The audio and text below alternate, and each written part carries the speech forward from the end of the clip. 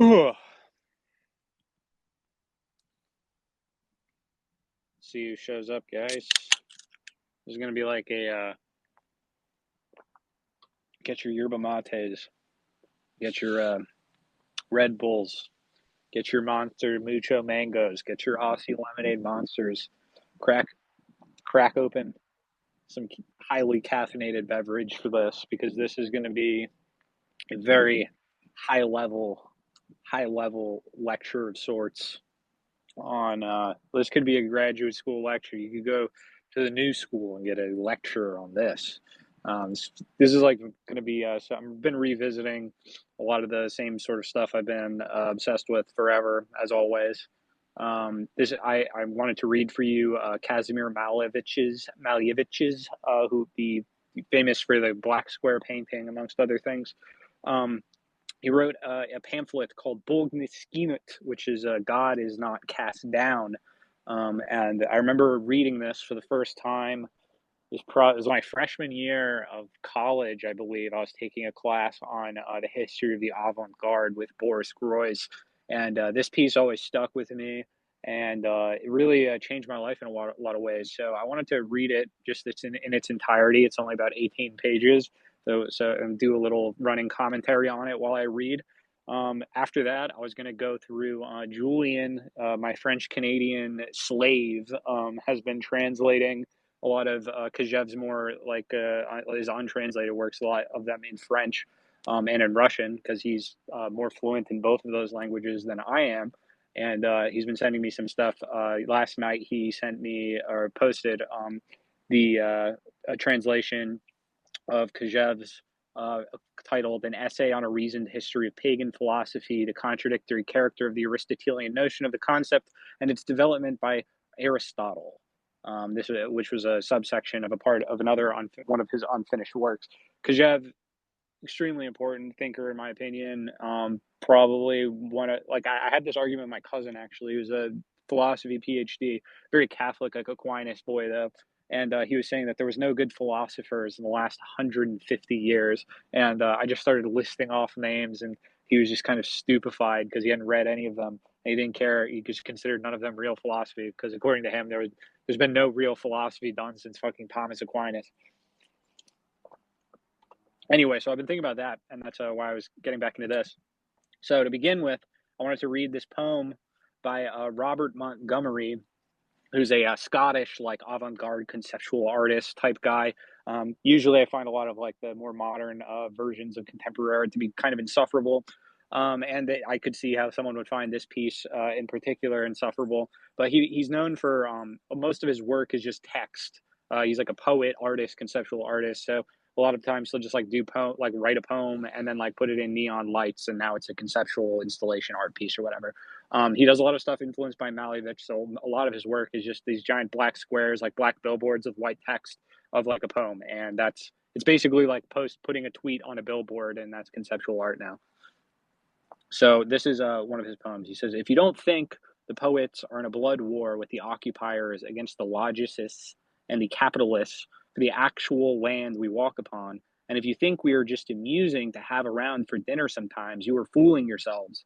The poets will not rest until you take your land back and you take your time back, and you are not afraid anymore, as your fear is manufactured and you have forgotten the magic in your fingertips. The empire is an illusion and will be gone within a century, and we will win because we remember the magic inside of you. These colors cry, but they never run." Anyway, so now on to Malevich. God is not cast down. Section 1. The basis and reason for what in society we call life, I consider to be a stimulus which reveals itself in all possible forms, pure, unconscious, inexplicable. Its existence has never been proved. It is without number, precision, time, space, and absolute or relative condition. I consider the second stage in life to be thought, in which stimulus accepts the visual state of what is real in itself within the bounds of the inner existence. Thought is the process or state of stimulus represented in the form of real and natural action. Thus, thought is not something by means of which one can ponder some manifestations, i.e., understand, cognize, realize, know, prove, or base. No, thought is simply one of the action processes of uncognizable stimulus. Therefore, nothing influences me, and nothing, as an entity, determines my consciousness, for all is stimulus as a single state without any attributes that have a name in everyday language. All that through thought as a means of reflection reveals the real and is capable of dividing the real from the unreal, thus showing man this or that object in its precision and reality. All this is absurd. In actual fact, we always see what we can never cognize and really see. And what man reveals or is found in the world in general, despite all graphic, scientific, and other grounds, remains unproved. For all manifestations are the result of uncognizable stimulus, i.e., this uncognizable stimulus is a word for creation here. Malevich is, throughout this whole essay, is going to be reclaiming, basically restating a lot of Christian hermeneutics by means of other language, by means of more like philosophical kind of post-Hegelian language, which is extremely popular in his era of early Soviet avant-garde stuff. Um, that so when he's talking about here is that like this that all of this is like great like that when he's describing nothing, right, he's describing God, which is not a who's not a thing, so all of this that we like make ourselves all these reasons, etc., that we do to make sense of things, to make things determined, this is all absurd when if one accepts the reality of God. Like that's basically the whole point of this whole essay. It's also here like tied to Kajev's under like criticisms of determinism, which are themselves, I think, the same sort of criticisms that William Blake levels at the deists, who are ultimately proto-determinists in that sort of sense. So, section 2. The groundless stimulus of the universe, even there, right there, if we said the groundless stimulus of the universe, what else but God are we describing here?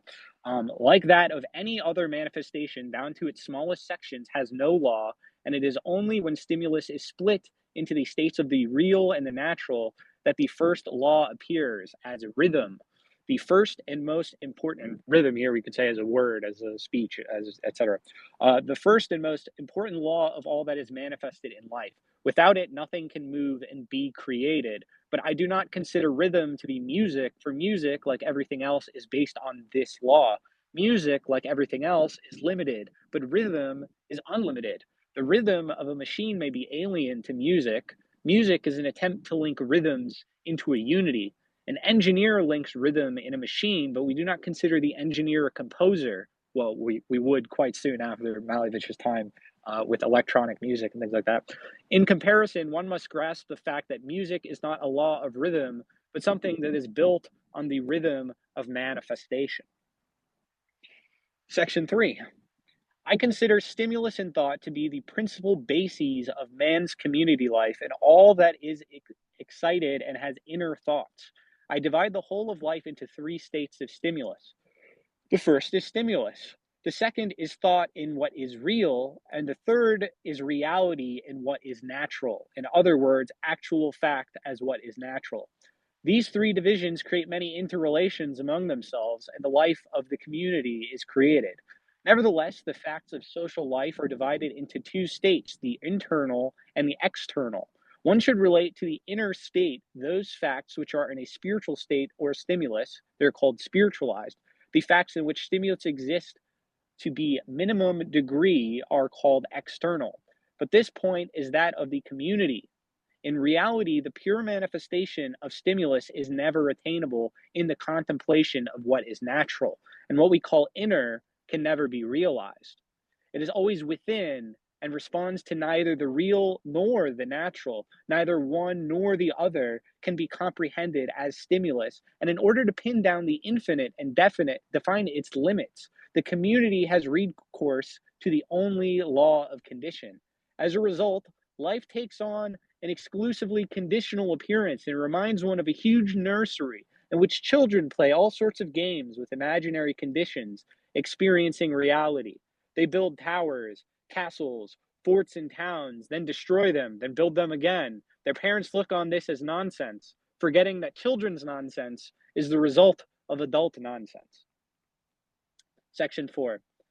Man strives in his manifestations to achieve perfection through thought, i.e., to convey the reality of his stimulus, but at the moment of revealing form, he forgets that form is a condition, and that in reality, form does not exist. How then can he reveal stimulus when stimulus is not a form and has no limits? Secondly, this is like, you can't, thou shalt make no graven image.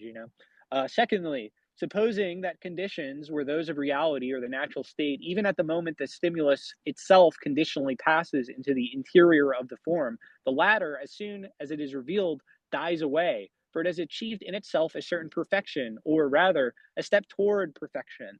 Thought has already passed on to simulate another form, better able to reveal stimulus. Thus, we see life in forms as a degree of stimulus, but the community sees in life objective, practical, and lawful formations. Consequently, the essence of stimulus as non objective is in practical consciousness considered objective. Stimulus is a cosmic flame, need I say more, and lives on what is non objective. Only in the skull of thought does it become cool in real concepts of its immeasurableness. And thought, as a certain degree in the action of stimulus, white hot from its flame, moves deeper and deeper into the infinite, creating in its path worlds of the universe. This reminds me extremely of the passage in Blake's Milton, where the vorticists got their terms of creating vortexes in the path into infinity. Anyway, this stimulus gives greater value to man and places him above other things in life. To value and concern oneself with the inner life is man's true plan, and he strives to convey what is inner to life, struggling with the external and trying to make all external things inner. Stimulation, as a cosmic flame, wavers in the inner man without purpose, sense, or logic. In action, it is non objective. Man striving to make his manifestations inwardly gifted is a striving to prove their stimulus. But since all his manifestations pass onto the objective, practical plane, the stimulus cannot be expressed in all its pure force. Man, as thought and stimulus, concerns himself with perfecting his life. Does nature think about or concern itself with its perfection, or did it once think about them and now no longer does so? Everything has entered eternal movement and demands no perfection or maintenance, leaving it to man to worry about the perfection and maintenance of his life. Perhaps this is what divides him from nature. He thinks about perfection, whilst nature no longer thinks. Or perhaps their thoughts are different. The difference is that whilst nature thought is the simple action of non objective phenomena, his thought is practical and objective, and as a result, his life is conceived in continual maintenance and perfection. Arming himself with a file, he wants to file nature down and give it a new significance. He wants to turn it into an objective, intelligent state, to make it clever with reflections on various difficult questions. But it has none of this and should not be filed, for it has no material unity or form. It is without limits. He strives to build all this in it and to perfect it. Thinking of perfecting nature, his thought goes ever further, and the gulf between them grows wider and wider. This gulf is his senseless culture of perfection in a concrete world. For him, nature has become a mystery. The mystery stands before his pensive brow, his eyes gaze keenly, and his ears are strained, whilst reason exerts every effort of the intellect to think it out and traces every movement in order to understand it. But alas, infinity has no ceiling or floor, no foundation or horizon, and therefore the ear cannot catch the rustle of its movement, the eye cannot see its limit, and the mind cannot comprehend. Reason cannot understand anything, and intelligence cannot judge anything, for there is nothing in nature that can be judged, understood, or examined. It has no unit which could be taken as a whole. All that seems to us to be a separate and single is untrue. Everything is at once linked and undone, but there is nothing separate. Therefore, there are and can be no objects and things. Hence, any attempt to attain them is senseless. What can one embrace when there is neither line, plane, nor volume? There is nothing that can be measured. Hence, geometry is the conditional visual state of non existent figures. There's no point from which one could draw a line. Even in imagination, one cannot set up the point, since imagination knows that there is no empty space. Nor yet can one draw the line of another figure, because everything is occupied and filled, and the point or line itself is already multitudinous, infinite in breadth, depth, height, time, and space. And in infinity, everything will be nothing, i.e., incomprehensible to consciousness intending to master the elucidation of the line or volume and plane. The world is like a porosity and not a hollow one. So, what will I cut out of this infinite porosity of sieves? A line or point? And can I extract from this porous sieve a line or point? Here perhaps lies reality, but we, seeing a line or volume, are convinced of their reality and existence. 6. Man is preparing to comprehend and learn everything. But is this everything before him? Can he put this everything on a table in front of him, investigate it, and describe it in books, saying, "Here's the book where everything is described. Study it, and you will know everything"? It seems to me that in order to investigate, study, and learn, I must be able to take out a unit that has no connection with its environment and is free from all influences and dependence. If I can do this, I shall comprehend it. If not, I shall comprehend nothing, despite the mass of extracts and conclusions obtained. Will the detective complete the investigation of a murder by finding the murderer and his motive of stealing valuables? Or must he investigate the murderer's psychology, along with his nervous and other aspects, and condemn the state for failing in its system to foresee crimes and for being unable to distribute valuables, etc., etc., etc.? Like, at what point was the investigation conclusive? When are you like, yes, so we've understood everything here. We have it all before us. This is it. Number 7.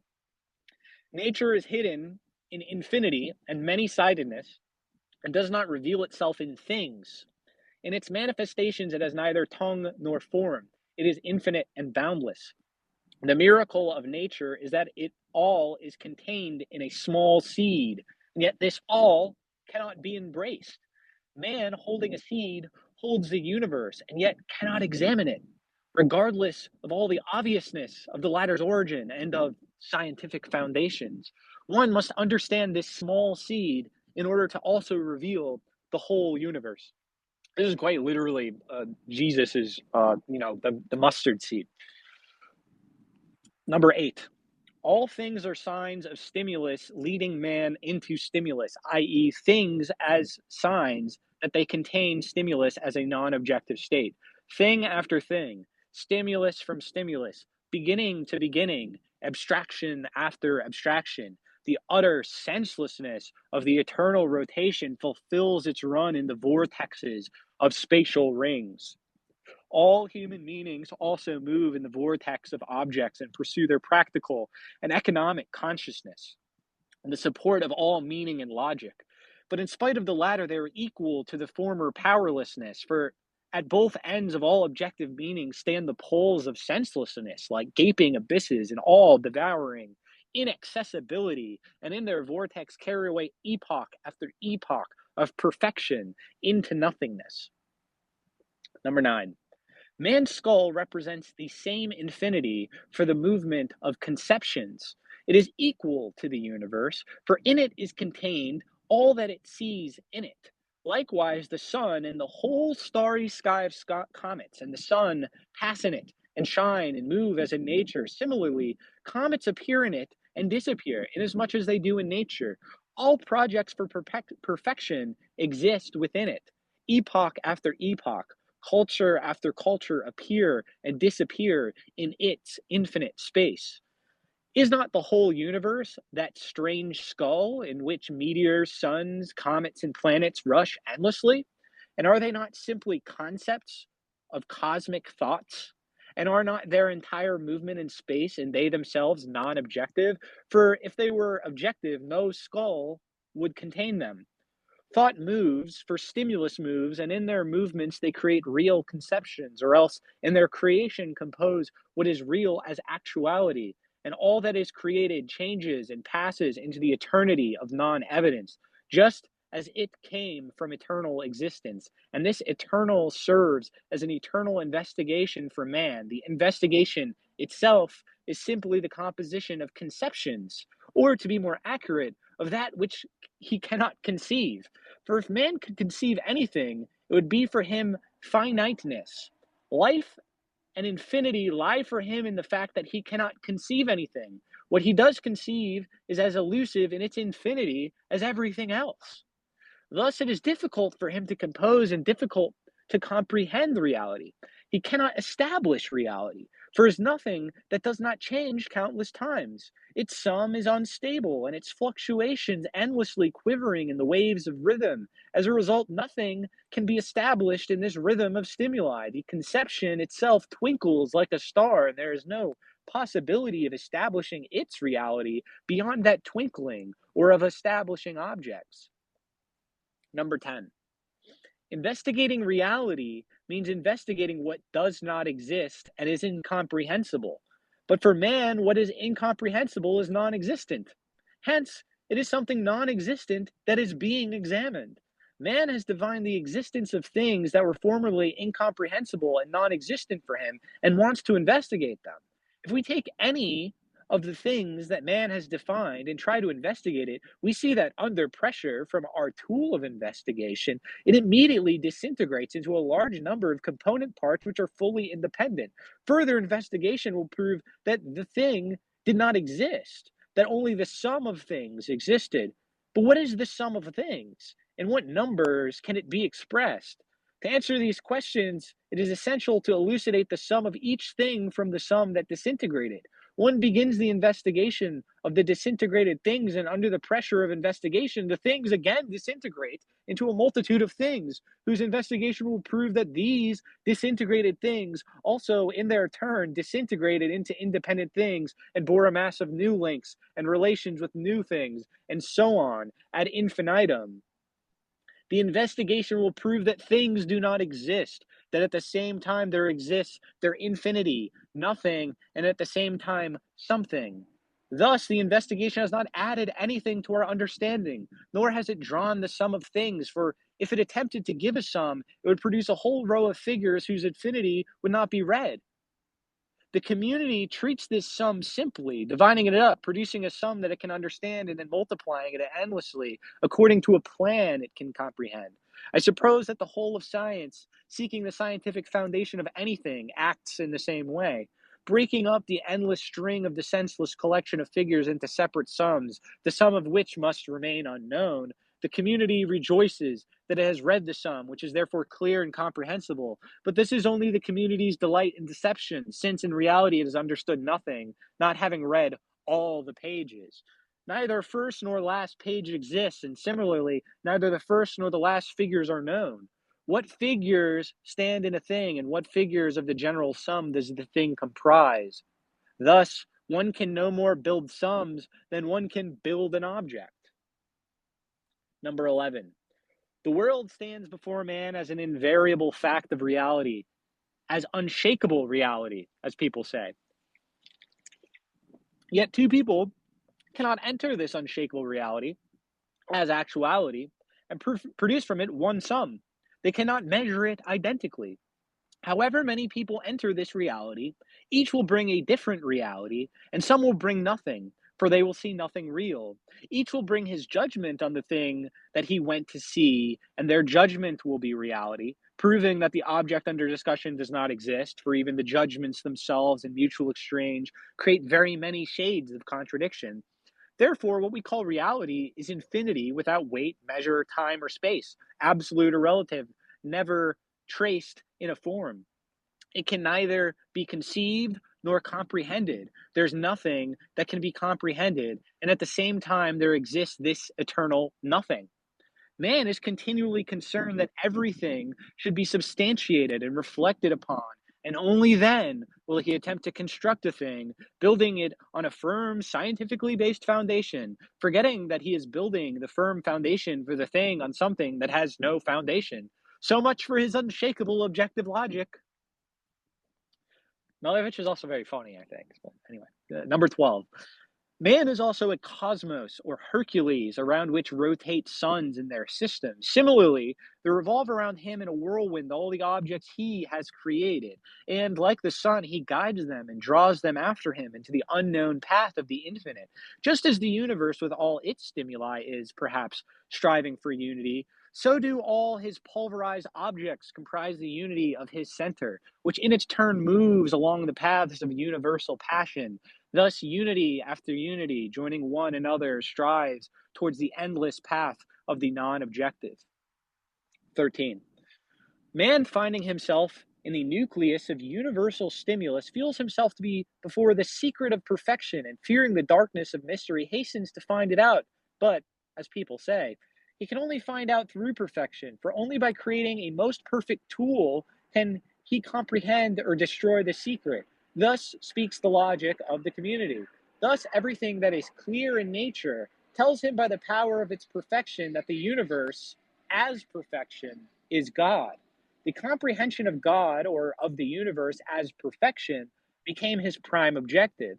This comprehension is the understanding of all the manifestations of nature, simply nature, without giving it primacy or the title of perfection. But no, without this understanding of her wisdom, man cannot produce any perfection. And as a result, the path of his life is the path of building perfection, i.e., his life is the path of the latter.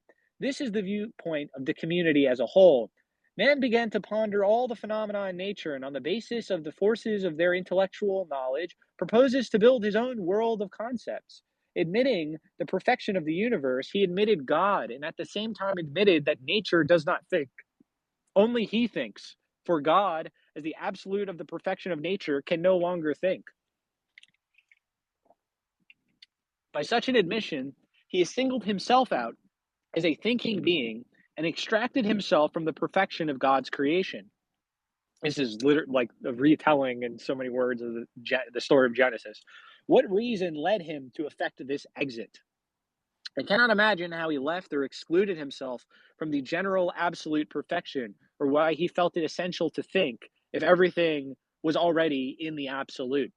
He alone began to strive for an understanding of nature, of God as perfection. Having left the state of non thinking, which was absolute perfection, he again strives through his perfect objects to embody himself in the perfection of absolute non thinking action, as if some piece of carelessness had occurred and he had slipped and fallen overboard from the absolute. So it is that he, as a particle of absolute thought, having left the general orbit of the moving absolute, is now striving to join the orbit. Perhaps it is for this reason that in the earth he collects his body in order to hurl it into infinity. First of all, he freed his legs and then raised them. This was the first wrench from the earth. And then gradually, through the speed of wheels and the wings of airplanes, he sailed further and further to the limit of the atmosphere, and then further still to his orbits, joining the rings of movement to the absolute. In striving to overcome perfection, he is forced to build his own nature. Hence, we can see that man is not yet embodied by universal or absolute thoughts as perfection. He only moves towards it. His path leads to humanity and thence to God as perfection. His thought is strained, and the first word on his lips is perfection, or the practicality of a thing in overcoming his life's problems. And since perfection is God, his first word will always be God. He hopes to reach God, or perfection, through all that he produces, and prepares to reach the throne of thought as the absolute end on which he will act, no longer as a man, but as God, for he will incarnate himself in him and become perfection. But what must one do for this? Not a great deal. Guide the starry space of suns and the universal systems, and in the meantime our earth will carry him in its senseless fall into infinity and nothingness, to the ringing of the non-objective movement of the universe's rhythmic whirlwind. 14. Humanity, by its efforts, singled out thought from its environment and raises it to the throne of government, or else a new truth stimulates man, and settling in him raises itself to the throne of a new path. All truths are invested in humanity and come alight within it. For this reason, truth strives to rouse itself in everything in order to move everything onto a new path. This idea of truth is no longer human, for it creates by means of the order, let there be. It is the highest guiding principle for people and thinks for them. They themselves do not think at all, just as they do not think about why the earth moves or whither it is bearing them. This thought is only a spark of what humanity as a whole unit must achieve in the future. And for this reason, everyone strives to embody himself in universal thought, a pure thought, in order to stand on the throne of thought alone, i.e., absolute perfection, as is commonly held. Thus, humanity is moving towards absolute thought through its products, even though it sees in them simple utilitarian objects. What is the ultimate significance of all this production? The only thing is its liberation from physical reality, though in a new positive act. The achievement of acts in pure thought will make thought the means for reincarnation, an inevitable result of societies achieving perfection. Now, all physical reality will rely on new organizations which will perpetuate themselves in eternity as in nature. The liberation of man from physical labor is a condition of technology, its essence, in fact.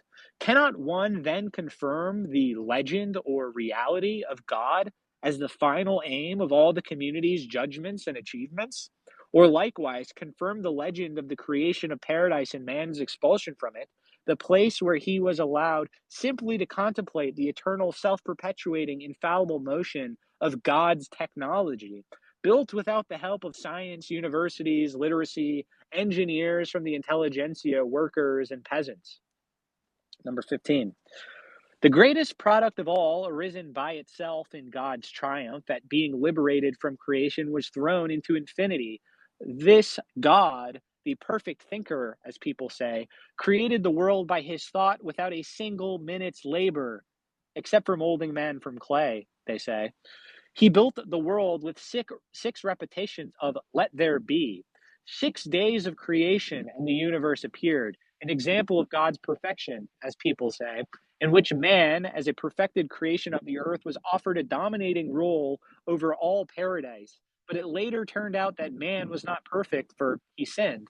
Hence, sin is simply a result of the system's imperfection, crime, its consequence. If God had created his system in perfection, Adam would not have sinned, and if man had built his heavenly state, there'd be neither courts nor crime in it.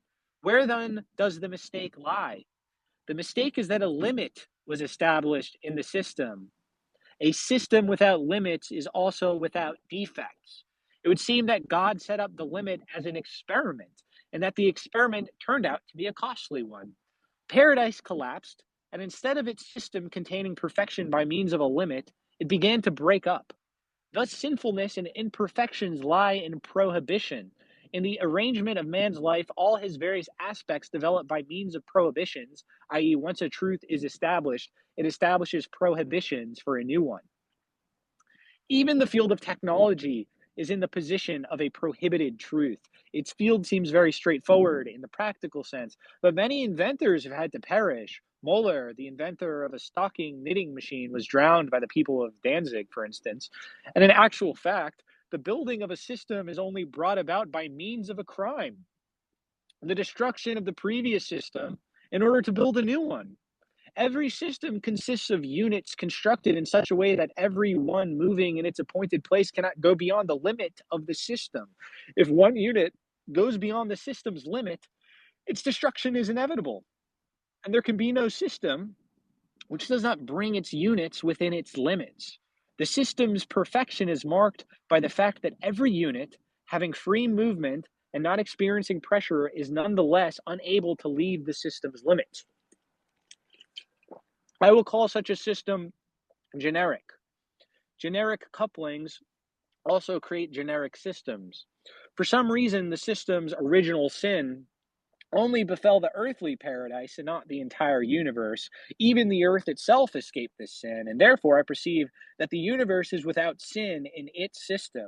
It, the generic system, knows neither prohibition, nor limits, nor bounds, nor laws. There is no destruction in it, nor can there be, since the disappearance or destruction of the planets, what the community calls a catastrophe, does not exist within it.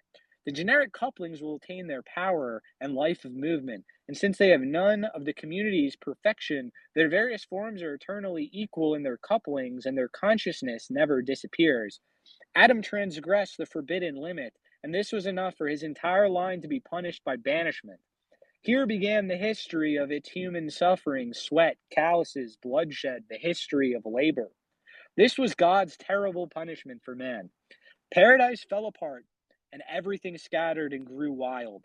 Heavenly bliss disappeared, and all that Adam had to do was to contemplate the eternal and beautiful movement, not even thinking, since God had already thought everything out. 16. Thus, God decided to build the world in order once and for all to free himself from it, to become free, to assume complete nothingness or eternal rest as a great unthinking being. For there is nothing more to think about, everything being complete. It was with this that he wanted to present man on earth, but man could not bear the system and transgressed it, leaving its plan, as a result of which the entire system collapsed and its weight fell on man. In other words, God, feeling the weight in himself, dispersed it in his system, and the weight became light and relieved him, placing man in a weightless system, and man, not feeling it, lived like an engine driver who does not feel the weight of his locomotive in motion, but has only to remove one part from the system for its weight to come down and crush him. Likewise, Adam transgressed the limit of the system, and its weight collapsed onto him. As a result, the whole of humanity is laboring in sweat and suffering to free itself from beneath the weight of the collapsed system, is striving to distribute the weight in systems, wishing to repair the mistake. Hence, his culture consists of distributing weight in systems of weightlessness. Thus, each system is a fresh attempt, fresh blood for liberation.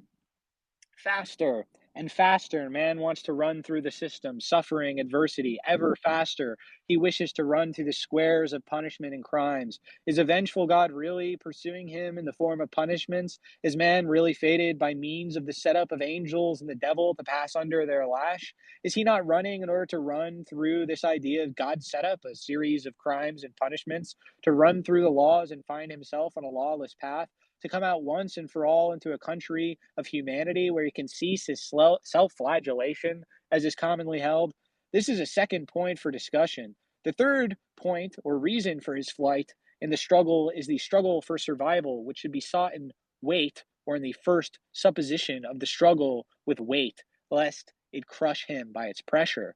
The fourth point is the striving towards God, towards the perfection in which will come bliss. One can base on these four suppositions the reasons why all the different forms of man's production arose. Accordingly, in the first instance, I suppose weight distribution or liberation and weightlessness to have been the reason for God's creation of the world and the universe. God relieved himself of weight, or as weight, dispersed himself in weightlessness, but dispersing thought in weightlessness, himself remained free. Man, too, in all 3 points, strives for the same thing to disperse weight and himself become weightless, i.e., enter God. But is it so? Is it true that man is striving towards the God with whom there has been a break?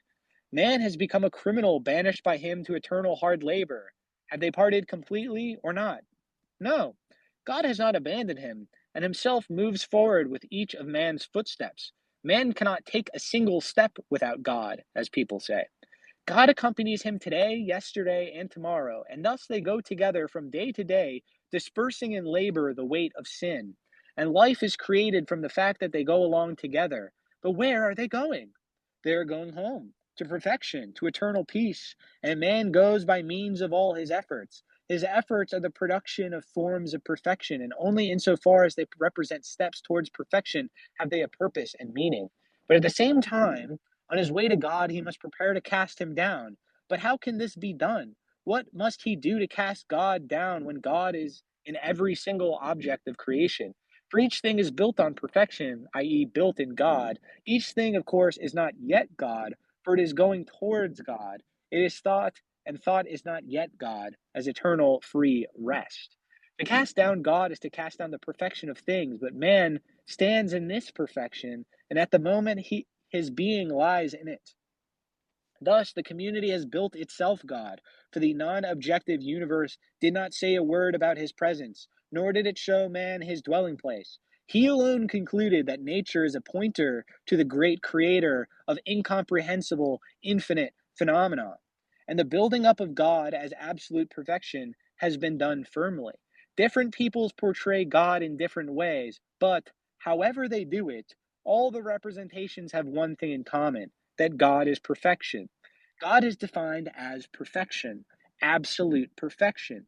And what is the eternal question before man, if not the question of perfection?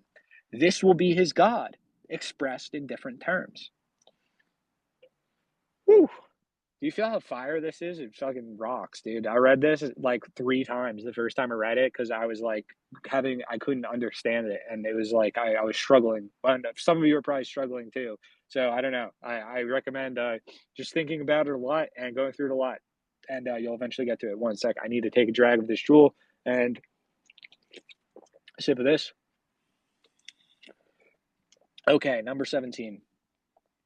Each man hastens towards his perfection, strives to be nearer to God, for his perfection lies in God, and accordingly, each of man's steps should be directed towards God. Therefore, he seeks out ways and means, in other words, simply seeks God's signs. Thinking of achievements, he built himself 2 paths, the religious technical school and the state or industrial one, the church and the factory. The religious technical school strives to make man contemporary in spirit, and by means of spiritual perfection strives to reach God. The religious technical school changes its systems, perfecting them. Hence the appearance of a multitude of religious systems claiming to be the quickest route to God. The two technical schools make for the same object. Both strive to perfect technical questions by means of which to achieve or resolve their aim. They are the same in both the deep and the superficial sense. Ritual, pious attitude, worship, faith, hope for the future. Just as the church has its leaders, the discoverers of perfect religious systems, so also the industrial technical school has its own, which it venerates and honors like the other. Likewise, the walls of both are hung with images and portraits, martyrs and heroes in order of worth and rank, and in both cases their names are entered in calendars. Thus, there is no difference. Whichever way you look at it, everything is the same. The same question, the same aim, and the purpose to seek God. If Christ said, seek God only within yourself, any technician can say, seek perfection of the object only in yourself. But in neither case can one find this place, even in oneself, for where I begin, there I end. What senseless searches the community has thought up.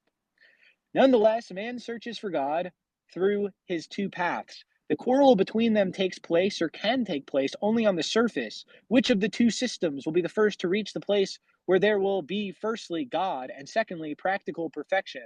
But not in accusations or prejudices, for both could be accused of prejudice, the former in the achievement of God, and the latter in the achievement of perfection. And if the accuser is unable to accuse, then he will simply prove that both are moving towards God as the human limit of perfection. Going deeper into the question of perfection, we will find that the attainment of God or perfection as an absolute is prejudice. 18. Man made God absolute perfection either deliberately or by accident. But either way, in defining God in the absolute, he set up a limit. For otherwise, he would never have attained God. The limit of perfection lies in the absolute. And if God had no bounds, man would not have thought it possible to attain him. But the other side has a different view. The universe, for example, has no bounds of perfection and is as limitless as God. It is therefore difficult to establish the absolute. But from the church's point of view, God is without sin, and the absolute is accordingly established as the perfection of impeccability. But impeccability itself, like God's perfection, must be contained in the most terrible thing of all, in sense. And it is against this rock that the 2 paths of the factory and the church break up. God must be sense, and therefore his perfection must have sense. What does he achieve? Can God achieve sense? No. If God achieves sense, he will achieve something greater than himself, and accordingly, he cannot himself be sense. He is only the sense of man. On the other hand, if he is not in himself sense, then what sense is it that man sees? And what does he hope to achieve? What senses should there be leading him to perfection, and to what perfection? God cannot be sense, for sense always begs the question of what? Accordingly, God cannot be human sense either, for attaining it as the final sense, man will not attain God, for there's a limit in God, or to be more accurate, there stands before God the limit of all senses, but before the limit stands God in whom there is no sense. Thus, in the last resort, all the human senses leading to sense, God, are crowned by senselessness. Hence, God is not sense, but senselessness. His senselessness should be seen in the absolute final limit as non objective. The achievement of the finite is the achievement of the non objective. Attaining God in the heavenly spaces is actually unnecessary, for he is to be found in every one of our senses, since they are all at the same time senseless. 19. The carrying out of new religious systems has the same means as all economic, political, or civil technical schools. Paganism destroyed the Christian system, then the Christians destroyed the heretics. Thus, it is in civil systems. One destroys another. Every religious system proves to the people its superiority and the bliss of attaining God, and similarly, the civil system proves its bliss and its imminent achievements in perfection. But talk about bliss. But what is bliss? The first see bliss in a spiritual existence with a spiritual God, and the view of the second comes to the same thing if one bears in mind the development of technology, which is supposed to free the body from physical labor, taking the entire labor upon itself. What then will the body do? Once liberated, I do not suppose it will take up the role of pure gluttony. It should have other needs, a new physical life in the spiritual. But if not, having freed the body from the physical, it will prove that it built or set up a paradise in which man will be in Adam's position. This will mean the same heaven to which religion and the church intends to lead its faithful, the only difference being the first will bring its faithful without body, just the soul, whilst the second will leave its parish with their bodies. But if we bear in mind Christ's second coming to judge sinners, we will see that all the dead will don bodies and will thus enter heaven. Accordingly, the same forms of perfection lie in both systems, religion and the factory. There is one God and one bliss, and it is quite incomprehensible to me if they reproach each other with prejudices. Religion reads to its parish the holy writings on the perfection of its saints, whilst the factory reads its scientific books on perfection. The former teaches with the holy writings the way to attain religious perfection in order to become holy, whilst the factory's technical school teaches how to become a scholar. Of all those who study religion, very few are found in the course of centuries or a century to be holy, just as very few of the hundreds of thousands who learn are perfect scholars. In either case, the rest remain sinners. Religion, or the church, proclaims as saints those who have performed miracles with man's technical ailments. The factory proclaims as scholars those who have also performed miracles with the technical failings of human life. Both have their pagans who kill the preachers of religion in the factory's technical perfection. Both types have been burned, drowned, and persecuted. Both struggle for perfection, struggle for God. 20. The striving towards unity is an obscure striving towards that which is expected to be found in the unity of God's entire management. It is unity in the Trinity governing the world and man managing his all human life. But human life has been divided into two concepts or notions of life. One notion sees life in the spirit as comprehension and service of God. It built itself a temple or church in which life passes in service. And for this, it organizes production of the means necessary for service. The second notion sees life as self perfection and built the factory where service is carried on in the creation of purely technical means. The former creates spiritual, the latter bodily perfection.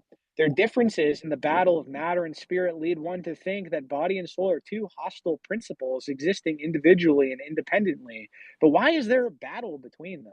Is it because they were linked in prehistory and now want to break apart and live independently on their different planes? But on the other hand, the spirit cannot live without matter, just as matter cannot without spirit. And there is always the third question: does matter exist? Is what we call matter simply a series of spiritual movements, and is perhaps what we call spirit the movement of matter? But it is for the moment unimportant which, if either of these views is correct. What is important is the definition of life. There arises a third principle defining what life is, and on that definition depends what matter as spirit or spirit as matter turn into. One side holds that true life is only in the spirit, the other that truth is in matter. And in this way, there have arisen two movements in life: the spiritual and the material. Accordingly, there has never been this alleged linking of two principles, for there was one principle, examined on two planes. What was this one principle? I bypassed the last two and placed stimulus as the principle. Does it contain spirit or matter?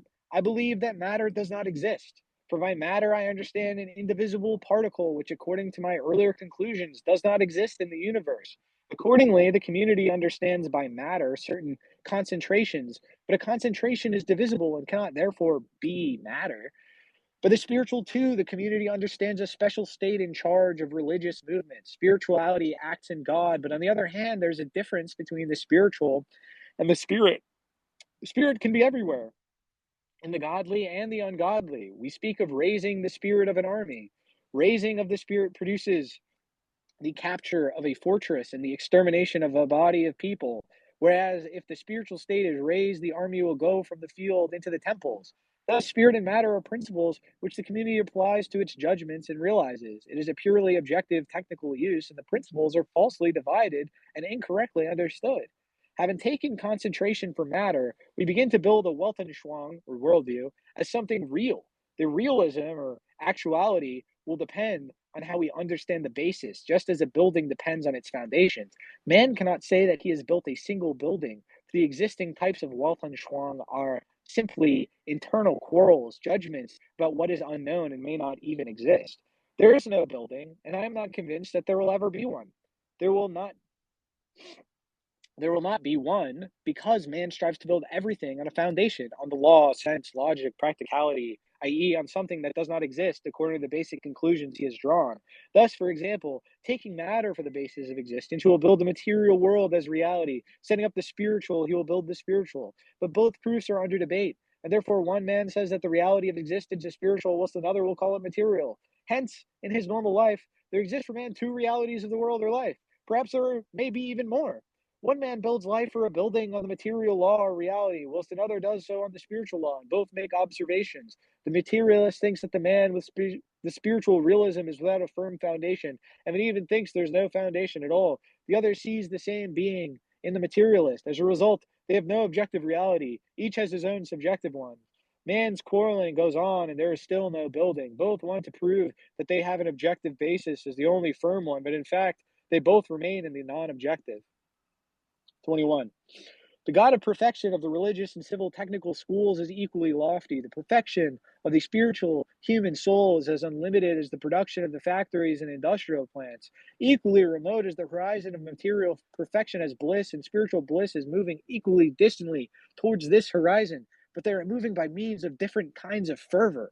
The spiritual movement leads people by the path of inner suppression of the ego as wisdom and will. My will is in God, and I trust myself and all my affairs to his will, and so on. Accordingly, man without will and wisdom, for all this is in God, destroys himself in removing them. In other words, by destroying himself as an individually existing unit, even God as unity would be pulverized. If he destroys himself, then what is godly in him will be reincarnated, assembled in God. Thus, man's wisdom and will are godly, and as such are born to God. What then does this lead us to? Man, trusting in the will of God and handing all his affairs over to him, is left without will and wisdom and admits his own non existence, all of his affairs being the affairs of God. What is man in such a case? The only conclusion that I can draw is that in such a position, man does not exist, but God exists, as will, wisdom, and perfection. Man's religious spiritual path intends only to reach heaven and to be with God, but it has no intention of incarnating itself in him. Man is reconciled to the thought that the heights where God exists are beyond his reach. Indeed, he dares not even think about them. And in fact, where is that height, that pinnacle, reaching what we could say, here are on the highest of all heights, we are perfect. I, man, have reached the frontier where I cease to be a man, I am God. No one ever reaches this frontier, either by the religious, spiritual path or the material, whatever systems may be invented, or however much they may be believed. Thus, there stands drawn before man a God who is unattainable, despite the fact that man's imagination has limited him as the absolute. 22. The objective path simply overthrows God, seeing only prejudice in him. It considers the people who build their life on the spiritual and the religious simply backward, and that they cannot think far enough to see that their building is built on a prejudice supporting itself on God. Placing God at the foundation of life, they reduce him to emptiness. The materialist is convinced that he builds his own life on the foundation of matter. But I wonder whether whatever this foundation is not also built on prejudice. For what is matter? By matter, I understand concentration. But what is concentration? Of what individual particles does it consist? No one knows. Similarly, one cannot say that God consists of three parts. Man's reasoning built God on the three principles of God, the Spirit, and the Son. This is the same sort of precision as the definition of a material unit. Are not, then, both foundations prejudice? The community builds a foundation convincing that it is taking a rock, nothing else, but for scientific analysis, this will be not a rock, but a concentration consisting of an innumerable quantity of concentrations, by no means rock like in origin. It has been demonstrated to the community that a rock may be turned into steam like water, reduced to a liquid state like a certain concentration. Thus, it seems hardly possible to determine material units in the latter. So it is that the realism of the community, and in many cases that of science too, may fail in accurately determining the composition of particles. Thus, man, building his house on a foundation of rock, thinking it irrefutably firm and indivisible, may be mistaken in his realism. 23. I, the factory, see only prejudice in the will of God. Only my will is in everything, and the sense of all perfection is in me.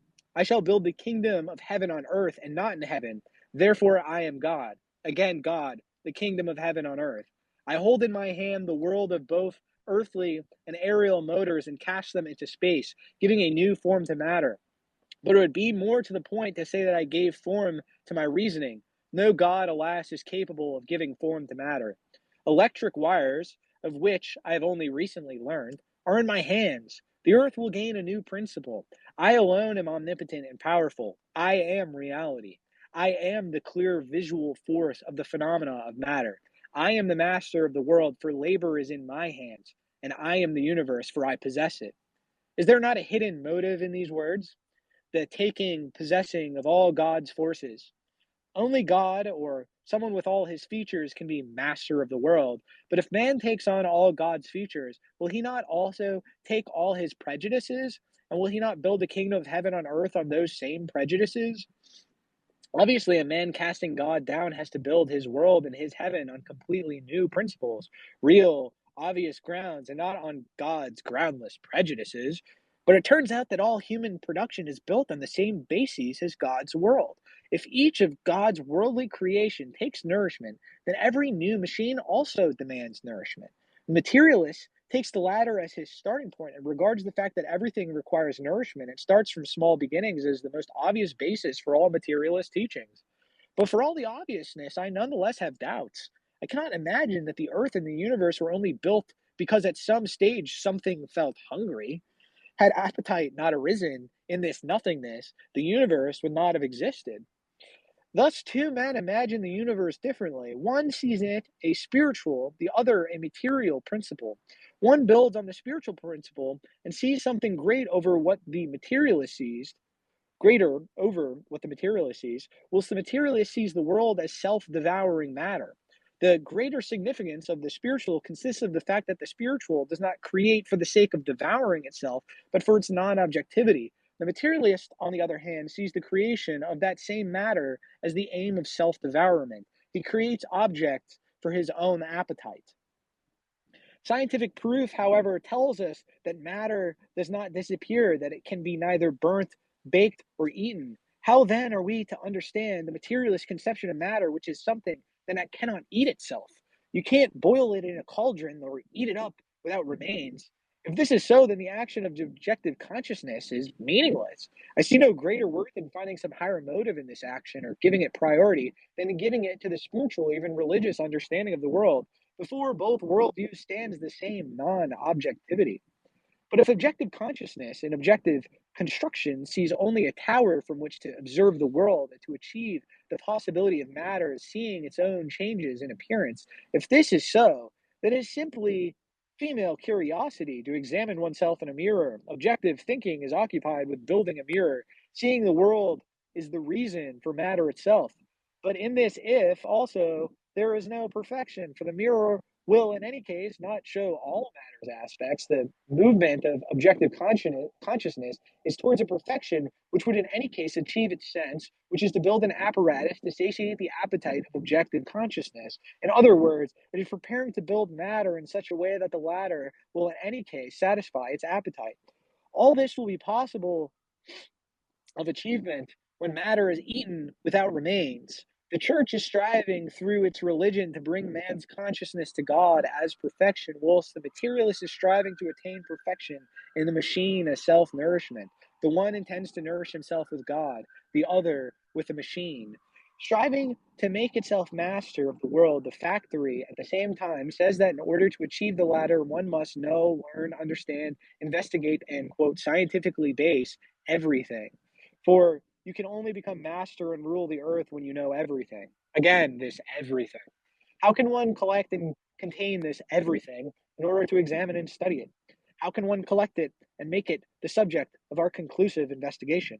And how many apparent objects we can see around us, which, as soon as they are touched by our clever tools, scatter. The sharper the mind, the deeper and further they go. They scatter into the heights, these objects of our study, as it were, struggling for their non objective truth. They do not wish to be objects, and our will, wisdom, experience, and visual comprehension are smashed to pieces on their non objective truth or simply non objectivity without any truth. In defining God as the absolute, they define perfection, but nonetheless, this everything slips away. Its borders cannot be grasped in the absolute, and we cannot control its borders. And in fact, with the endless worlds of the universe and the innumerable mists of rushing suns with their systems, how can any instrument measure their speed and the space they travel?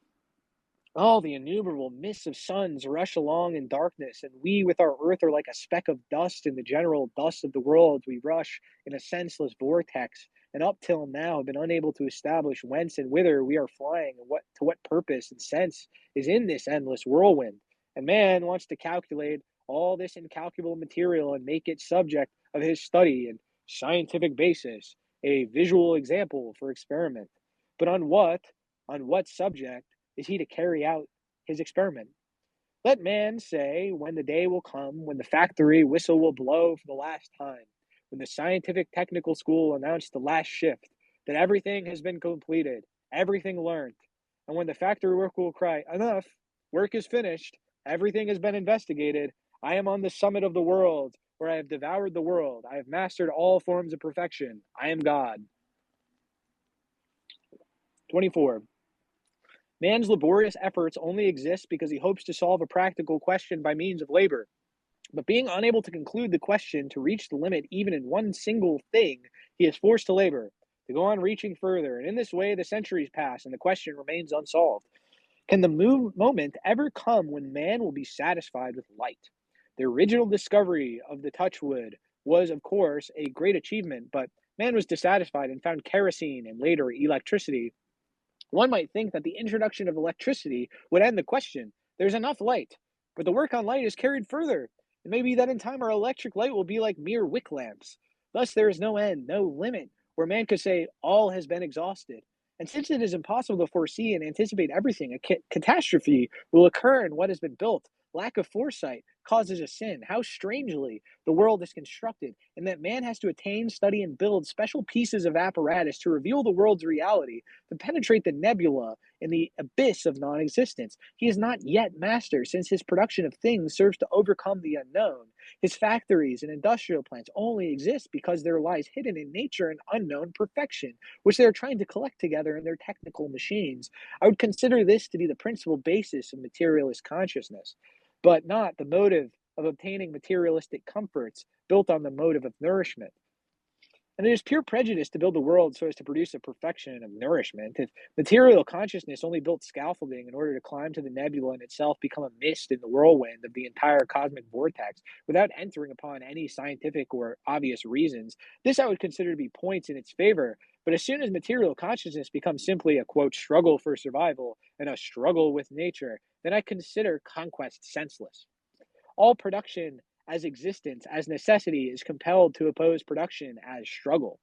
Man exists by production. But perhaps existence does not only lie in my creating objects, but also in the spirit of stimulus existing in man. Perhaps the mere striving to comprehend the incomprehensible is also existence. Man may exist not only because he thinks, but because he is stimulated, which is the first principle of his life. Thought, after all, is only realized stimulus. Existence is action, but it is possible to act and still not be. To be means to make objects with a use and purpose. Aimless action may be considered non existence. What existence is man striving for? He is striving for rest, that is, inactivity.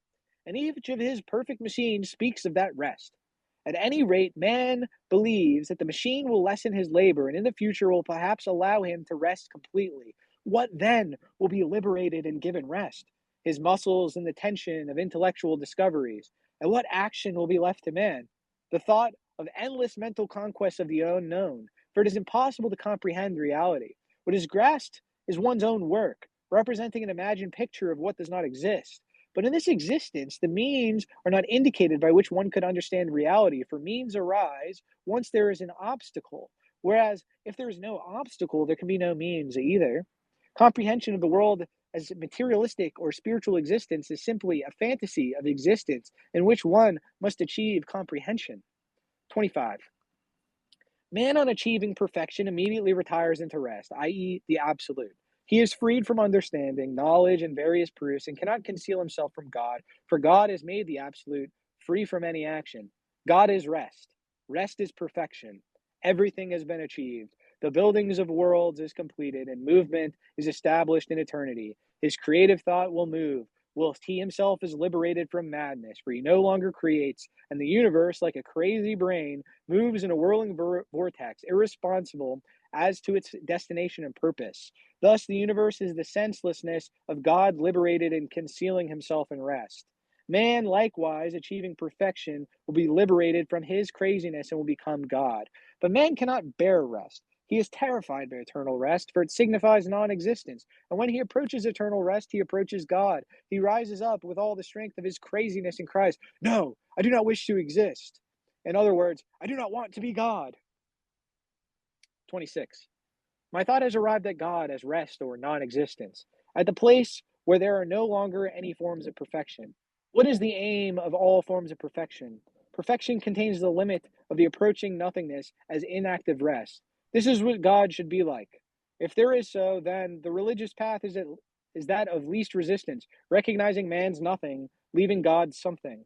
Thus, religion sees nothing or non existence in man, but existence in God.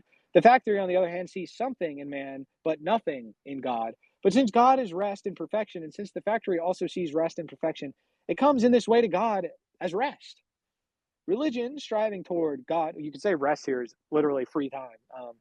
Religion, striving towards God, strives to turn man into non existence and God into existence. But it is unable to turn man into non existence, for it acknowledges a soul within him, which will be existence in God. Thus, the complete rest of man's annihilation is not yet achieved by attaining God in religious perfection, for man is simply liberated from his body but remains in the soul, and the soul must still act in some way in God and in heaven. In order to achieve complete rest or self annihilation, it is essential to free oneself from the soul too. But the religious technical school, the soul is still an indivisible atom. If religion sees God as existence, then any object in the world is also existence, for everything contains God within itself, a particle of perfection in the common opinion. And if one examines each thing more deeply, one will find it contains God, which, with all his infinity, or the absolute of what is perfect. That the thing is not turned into an object of comprehension like God himself, again, in the common opinion, and hence the appearance of the things or man on the altars in religious festivals is logically justified, for God as perfection exists in the thing and in man. The same situation obtains in the factory, where the altar is already hung with the portraits of people in whom perfection, i.e., God, lives. There are also engineers who study their perfection, as priests do the Holy Writ. And just as the former teach the perfection they have learned from their teachers, so the others teach what they have learned from the perfect life of the holy teacher. 27. Man has divided his life into three paths: the spiritual or religious, the scientific or factory, and that of art. What do these paths signify? They signify perfection, and man moves along them. He moves towards himself as a perfected principle towards his final conception, i.e., towards the absolute. They are the three paths along which man moves towards God. In art, God is conceived as beauty simply because in beauty there is God. Religion and the factory summon art to adorn them with a cloak of beauty. They're apparently not convinced of their own perfection. Like religion, so equally the factory moves solemnly in art. But despite the relationship, each path considers itself of prime importance in the true path to God, an independent teaching and understanding with God. Each preaches his own path to God and links perfection, as people say, in one word. 28. The religious man in his church says, I am standing on the true path. My church leads to the true God, and all the men outside of the church say is perishable. Only through me will the soul be carried to those universal heights whither no human history discovery can reach. Nothing raises the soul as high as this prayer. Man fears no catastrophe or death, for his soul is not subject to any catastrophe. Death exists only for the body as a technical receptacle, whilst the soul exists eternally, for it is nothing less than a particle of God. Thus, all that is godly is drawn to him. The soul is immortal. God is immortal. All that is immortal is God. Therefore, man's soul is nothing other than a particle of immortal God. Such are the church's conditions. True, like any conditions, they can be overthrown or formulated differently. For example, it is very important to know whether man has a soul. If they speak of a human soul, it is incorrect. There cannot be a human soul. The soul is immortal, and all that is immortal belongs to God. Hence, the soul that exists in man is the soul of God. Hence arises the different but quite logical conclusion that the soul can never be sinful. However sinful the body may be, God, being impeccable, can only leave the sinful body, and man can be without a soul like a piece of meat. But if against expectation, matter, or some other force composing the body exists, which will not disappear under any conditions, then it is also immortal. Thus, the entire body, as matter, is also the body of God. Accordingly, the world is without sin, for both body and soul are God. Thus, I have exonerated the world from sin. What is life for the church? Man's spiritual condition. But where is spirituality to be found within him? In the soul, for the body is sinful. And when the soul kills the sin in the body, it becomes holy and turns itself into God. The body disappears and becomes soul. There is no longer any sin. There is God. God can punish neither the soul, since it is a part of himself, nor the body, since it is immortal. Hence, in God, there are no punishments. 29. Art recognizes that is the most important and states, I show man beauty, and what can be higher or more perfect than beauty? He who sees me sees no sin. He who possesses me possesses and lives by beauty. Unlike other truths, I contain no sin. For were there no beauty in me, truths would not use me to hide their other teachings. On contact with me, everything becomes filled to the brim with beauty as perfection. The harmony of God is within me, and therefore my world is perfect. Come to me, he who enters will enter harmony, and hear himself in the general harmony. I crown everything with the beauty of harmony. I may be proud that God is within me, since only in me is harmony, and in harmony there is no sin. In me lies the true world of men, and I have neither prisons nor punishments. Nothing can compare with me, for I have already attained God. All the rest are still divided into ranks, great and small, holy and sinful. They still make war and suffer in blood and chains. Let anyone that wishes to listen to the harmony of rhythms follow my path. 30. The factory refutes the latter two, and in its turn says, I am rebuilding the world and its body. I am changing man's consciousness, and I shall make him omnipresent by the comprehension of perfection within me. By my system, the world will be reincarnated in me, and I shall be omniscient. I shall be God, for God merely knows the affairs of the universe. All the elements will be assembled in me, and I shall be eternity. I will make man far seeing, hearing, and speaking over great distances. I shall build up the techniques of his body in a perfect pattern. I shall harmonize his will entirely within myself, and swallowing up the will of the winds, water, fire, and atmosphere, I shall make all this the simple possession of man. When all is said and done, the world is simply an unsuccessful technical attempt on the part of God, which I shall build up in perfection. Who speaks so boldly through the mouth of the factory? Suddenly, it is God himself shouting with its lips. 31. Thus man divided himself in three and set along three paths to perfection, apparently not trusting any one path, not convinced that he would find by it either God or truth leading him to perfection as bliss or God. But having divided up each one, found truth on his path and built the church, building not one, but three units of truth, which argue amongst themselves. They expect to find bliss in truth, and this is why they produce. Hence, each production is at once bliss and not bliss, because it has to be made. Making bliss is making truth. For truth in factory production has not yet attained the bliss achieved by religion and art, for here everyone makes his own bliss and develops his spiritual basis. Factory workers make bliss for the enjoyment of others, and therefore the new teachings of socialism are striving to make people produce their own bliss and to see that whoever does not make it does not enjoy it either. Therefore, the church says, "He who does not pray and make bliss will not enter the kingdom of heaven." The factory has produced a similar slogan: "He who does not work does not eat." In either case, man not making bliss does not receive it either and will not enjoy the kingdom of bliss. For both of them, the making of bliss signifies attaining God's heavenly kingdom as the final bliss. Logically, it should be so, for perfection is put as the aim. If any of them should say, "I want to perfect myself eternally, to be unending," it is the same as saying, "I want to be in unending God," for man has put God's infinity as his own. Religion's bliss consists of attaining the kingdom of heaven, which man will enter free from all his body's various physical ailments, and pure in soul will seat himself on one side of God's throne in eternal prayer, for he will be freed from any bodily cares. For in the kingdom of heaven, perfection has been reached. There is no need to feed the body or to overcome anything, for everything has been done and overcome. Only spiritual action remains. What then does the factory or industrial plant expect to attain? It expects by labor to attain liberation from labor. This is shown by the anxiety and striving to liberate oneself by means of the machine, although for the time being it only lightens man's labor. If by labor man can free himself from labor, then the church by prayer ought in the kingdom of heaven to free man or the soul from prayer. For what prayers can one make when everything has already been attained and is in communion with God, especially if one accepts that the soul is a particle of God?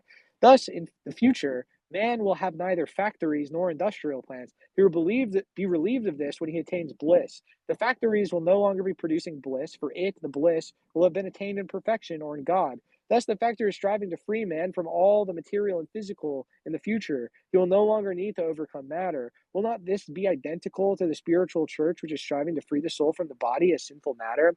But in heaven, the soul will obviously have to act in prayers. What kind of action will this be? It will be the new composition of prayer through meditation on God. Will this not also be identical to the factory through which man reaches perfection of action by thought alone? His whole technical apparatus will move. My thought moves my technical body, and all the functions are fulfilled independently of my guiding thought. All the functions have left the power of my thought, and there is no need to guide them. Thus, I suppose that the factory, scientific perfection, is striving for the production it has built to fulfill all man's functions, apart from the physical, and then to leave the power of thought. It is clear that in all these comparisons, both church and factory are moving towards the same thing, God. I am not saying the place. But there is a large difference between them in that the church frees the soul from the body, recognizing its immortality, and for the time being, only souls are rushing up to heaven. The factory takes a completely opposite line. It seems to know the soul and sees man before it, obviously, without any scientific foundations. It strives to turn this man into soul, to make him not material but spiritual, or the spirit of a new body. It prepares a new body for man as a spiritual power, and the result resemble the man that the church is dividing into body and soul. An armored tool, a car, represents a small example of what I have been saying. If a man sitting in it is still separate from it, it is because the particular body that man has put on cannot fulfill all functions. The man himself is a technical organ, can fulfill all the functions necessary for his soul, and therefore the soul lives within him and leaves him when the functions are no longer fulfilled. If a car could perfectly fulfill all man's needs, he would never leave it. The feature of the latter are found in a greater solution. For example, the hydroplane. Air and water are contained in it, and when everything has been provided for, man will leave his new body no more. Thus, the fact that's like Malievich's idea here is like so fucking sick. It's like Neon Genesis Evangelion. He's like the idea, the whole purpose of like the factory is to like produce, give everyone like mecha suits for like our immortality, so we can like infinitely. That's fucking sick. I don't know. Um, Thus, the factory and the industrial plant intend to lead man to a new mechanical kingdom, changing his body as a soul in a new set of clothes or as a tool. In that kingdom, man will be presented in the way the form of the soul is presented in the body now. The church, on the other hand, will bring the soul into the kingdom of heaven. In both states, thought will soon be active, but it will no longer have power in everything. Some stimuli remain outside it, and this will be a sign that God is imminent. For thought is finishing its physical work, and the kingdom of non-thinking is beginning. Rest is coming, i.e., God liberated from all creation in a state of absolute rest. Nothing needs God anymore, just as God does not need anything. He no longer rules his technical kingdom. Thus, everything strives towards rest or God as a non-thinking state. God did not labor, he merely created.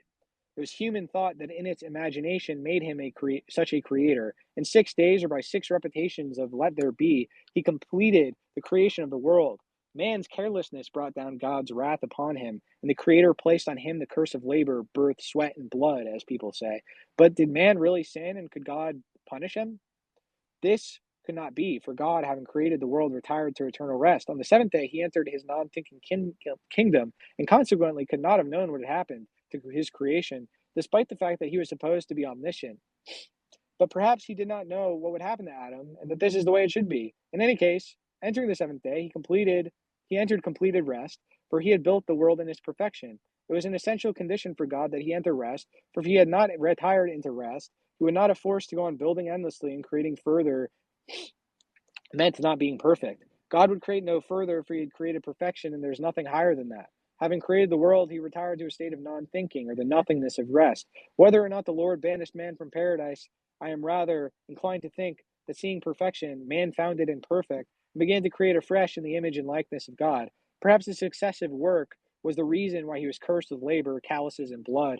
Thus he naively gave himself 6 days of labor in which to build a new world as a blissful paradise, intending on the seventh to enjoy eternal rest like God.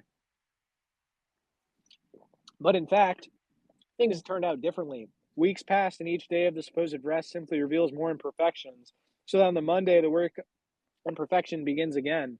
For God, the seventh day was rest, but for man, it was simply a tower from which to see all his mistakes. This is the difference between them. 33, the final section. God built perfection, as people say, but human imagination is still trying to sort out what he built it from, what his purpose and motives were, what the aims and meaning of perfection were. It puzzles out what it has imagined, but since imagining is not reality, all the imagining that it puzzles out cannot be reality. Accordingly, it is all nothingness, i.e., God who has entered rest. It turned out that nothingness was God, and passing through perfection became nothingness, because this is what it was. Nothingness can be neither investigated nor studied, for it is nothingness. But in this nothingness appeared something, man. But since something cannot comprehend anything, it automatically becomes nothing.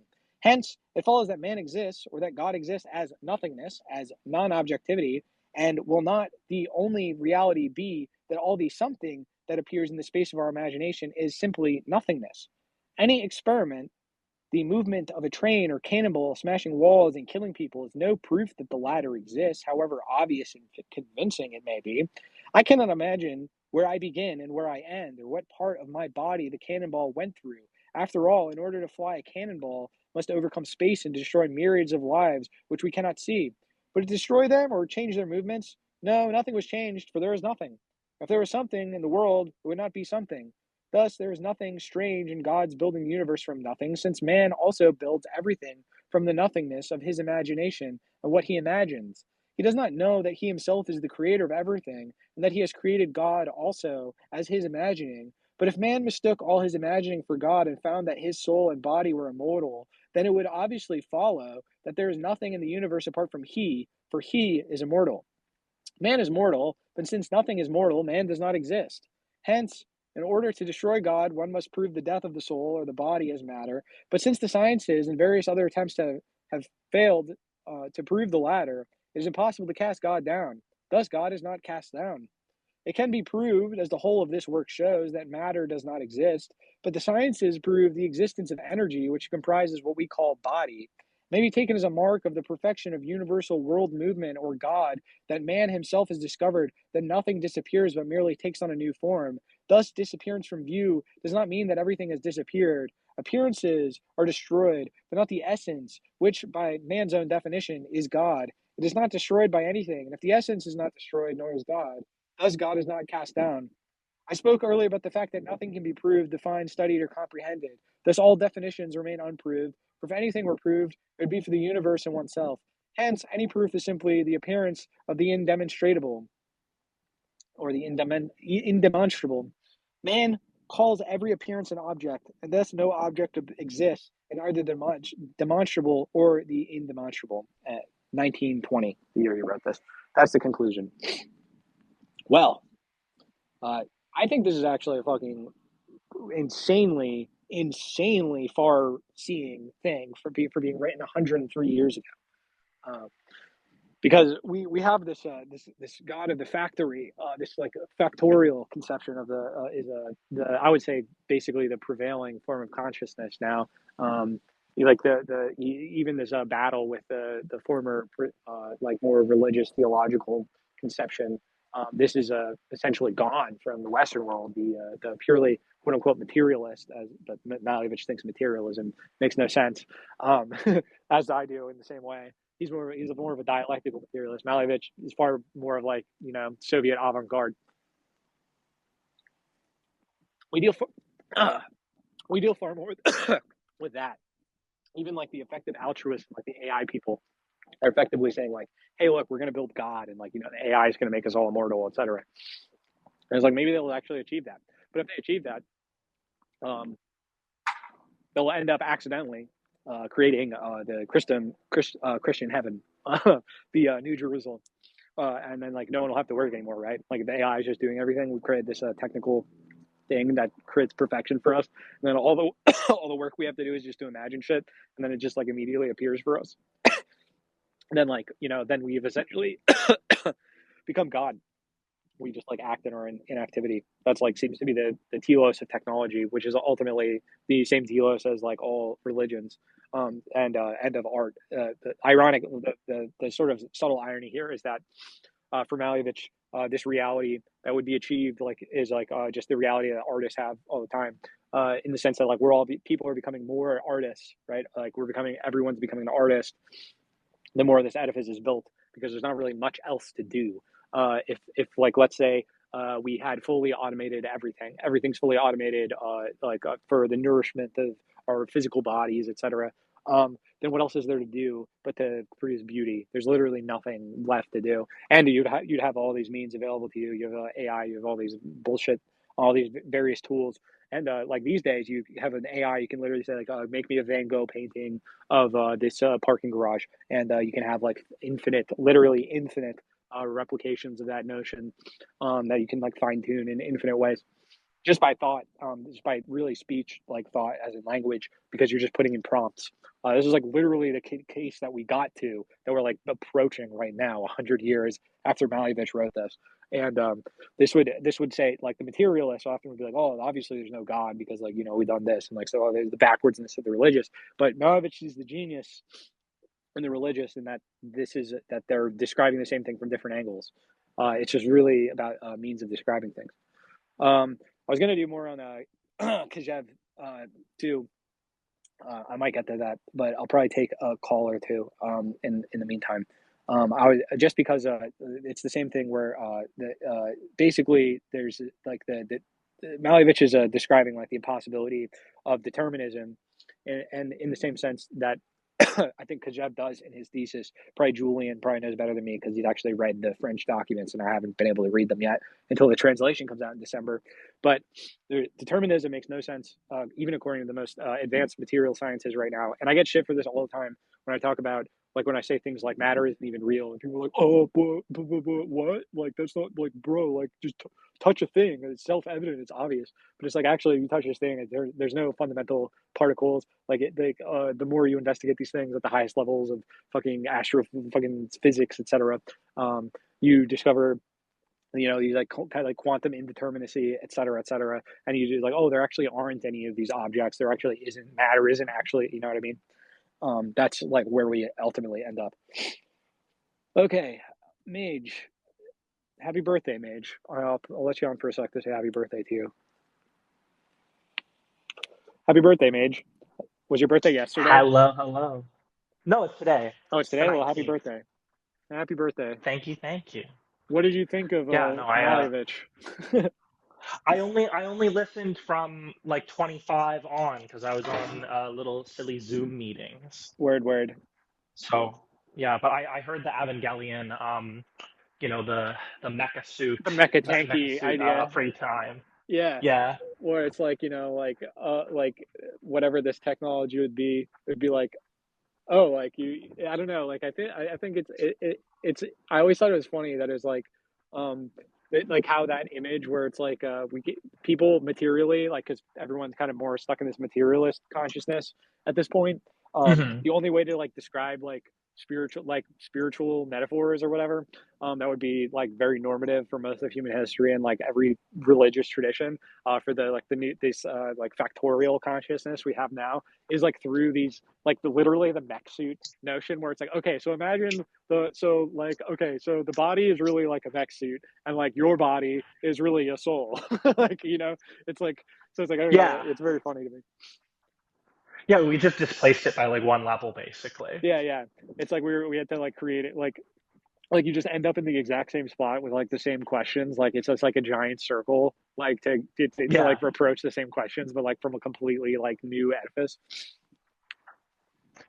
It's beautiful. It's beautiful. I love this stuff. I don't know. I need to read the Kajev stuff. I got Notion of Authority and the Kandinsky one. Yeah, Uh it's good stuff. Physically at least. Like the Soviet avant-garde stuff was like so ahead of the curve on so many things. Is that like the Cosmists Yeah, and stuff this like is like that? this is like Malevich is like in the same like time period and like kind of intellectual circles as the Cosmos. Like and the notion in like the Soviet Union, this notion of God building, which is essentially the same thing as he's describing here in the sense that like our actions towards the production of this state of like heaven on earth is literally like itself. It's like the real movement, saying like communism is itself this end goal, but also the real movement of the people towards that end goal. It's the same thing with God, where it's like God is simultaneously this end goal and the real movement towards it. It's like the mustard seed that Christ describes, etc. Yeah, yeah, yeah. It's No, it's so it's lovely. super cool. I remember reading this. I Yeah. read this like 10 years ago myself, over 10 years ago now, and I was like, "Holy shit!" Because I was like just like a little, I was kind of like a naive materialist, and I was like, "Holy shit!" like like completely fucking rocked my brain. It took me so long to even understand what he was saying. Yeah, no, what is it called? Is it just called what the space is called? The like what you were reading?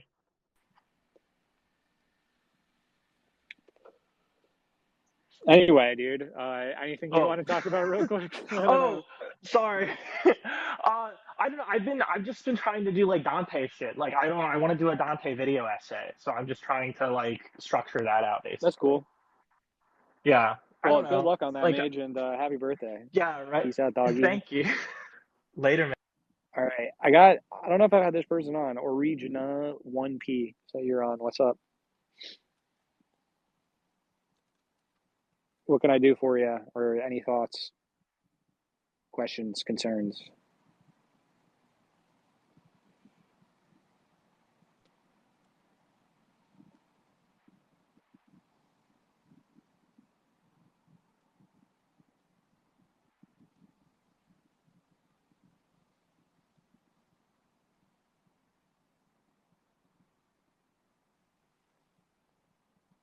It's still connecting. In the meantime, I'm going to add this guy. What are you? You are, I don't know how to pronounce this. Cekrek. You're up. You can speak. You just got to unmute yourself. What's up? Hey, yeah, sorry, man. I'm just at work right now in a historical park. Just stepped out of the park office. Uh, Man, that was a phenomenal reading. That sincerely blew my mind.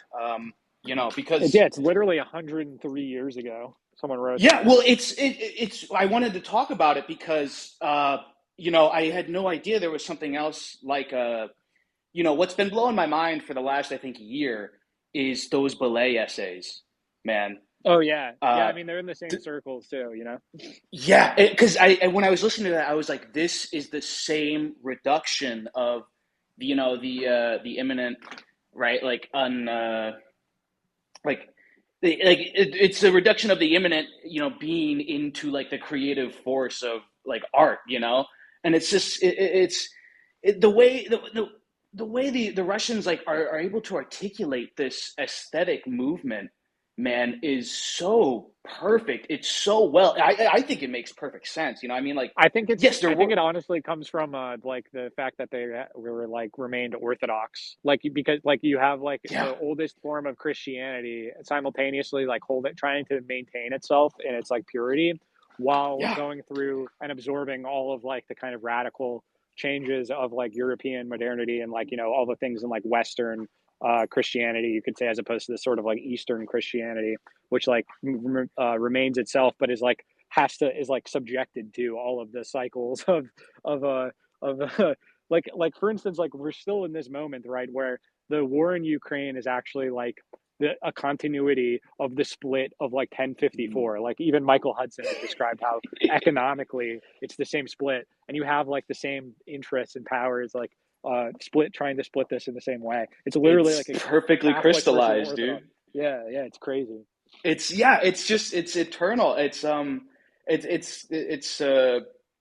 this ability for like them to meld and to introduce, because in the Belay essays, you know, you have this incredible mixing of like heavily orthodox like logos doctrine, you know, along with like, you know, like Blavatsky and Nietzsche, and I'm like, I don't want that shit. But then what he does is he takes it and he like sort of rectifies it, and Yeah, in this yeah, really like Kantian over, you know, this system, right? But it's all essentially very purely Christian, right? And it's so yeah. nice because it's completely divorced from like Catholic like garbage, Catholic you know? bullshit. Yeah. Yeah, it's, that's what's so refreshing. It just feels so. It is so refreshing to hear, um, just like well articulated, well reasoned, like sort of defenses of the Yeah, you creative can call it force of apologetics, but it's like yeah. it's almost beyond apologetics because it's sort of like apologetics to me seems almost like reactionary in the sense where it's like, let me debunk your claim here or whatever. But it's like using its own like it's like, oh, thank you for like trying to rebut me as much as possible. I'm going to take everything that you say and we're going to go another step forward. Like they never like it's like not a resort to like, oh, we need to go back, like return to tradition type thing. It's always like, oh, this further elucidates like a new truth. Like, you know what I mean? Yeah, That's like, it's always the yeah, most like forward, I think, like the like these sorts of aesthetic treatises, you know, and statements from these authors, you know, I had no idea. I had never really looked into Malevich, you know, and I was really glad I checked on LibGen. All of his essays on art are available on there in a PDF,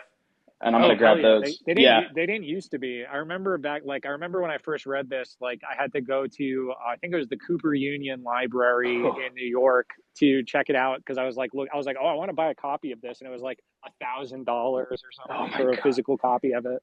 Yeah, well, the Belay essays are the same way. Like, I Yeah, just go to yeah. the I checked that university out a long time where ago. the professor, he had like translated it, and he was the head Russian professor at the university for years. And so they had a copy of those essays, but they're impossible to find. You can't find anything of them online. But yeah, Yeah, these are on. it's like the greatest blind spot in like Western academia, I would It say, is makes no like all of sense. this stuff. It makes no sense because you know the thing is like I always wonder with these Russian artists who are, yeah, I mean, nowadays I would say their art is sort of niche, you know, like it's sort of not, it doesn't take up a lot of space in like the lamplight of like Western aesthetics when like it's completely congruent.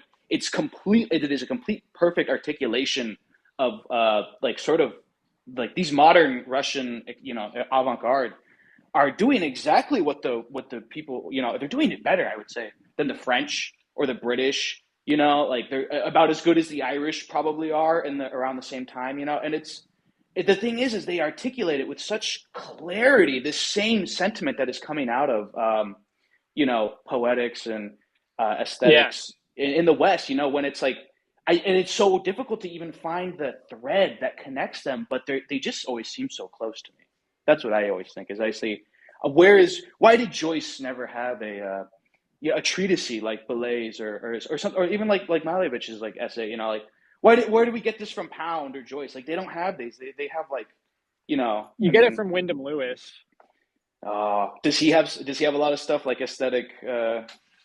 Yeah, I mean, he wrote like literal like manifestos, like blast, counterblast. There's like the vortice, Uh, or counterblast is McLuhan's later. What am I saying? But like blast, like the enemy. Most of his stuff is like very explicitly like the vorticist like manifestos and things are very very very very similar. Like I think he's the closest to like these the like Russian avant garde like temperamentally. But it's also like that it's like really the thing is that it's like you're looking at like two sides of if you look at Germany as the middle figure here, where it's like all of this is like a reaction to like developments that are ultimately spawned by Germany, like communism in general, or like this it goes way back to like Christian, like the Aryans, like the Aryan Christians, the Goths, etc., who were Aryan with an I, uh, but like their oppositions to the Catholic empire going way back. They like they're like and like the sort of like Celtic Germanic peoples holding on to like their sort of folk ways as they got mediated and translated by like basically Romans. Um, this is like where Engels finds all of this too. So it's like the Russians are like the same way in that like the Soviet right is like this early like it's like this archaeofuturist. Like the Soviet is like how the fucking Slavic tribes organized, you know. I had That's like always what it heard means. there was one. It was years ago. I was introduced to this idea that the Russian identity is it's a tenuous one.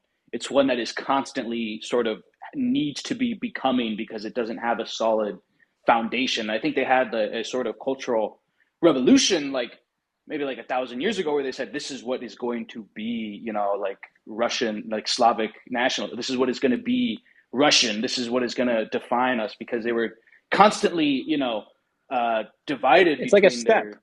Yes, It really yeah, has its it's origins the in like step. the it really has its origins in like like Haas talks a lot about Genghis Khan and stuff, but it really has its uh, origins in like the horde.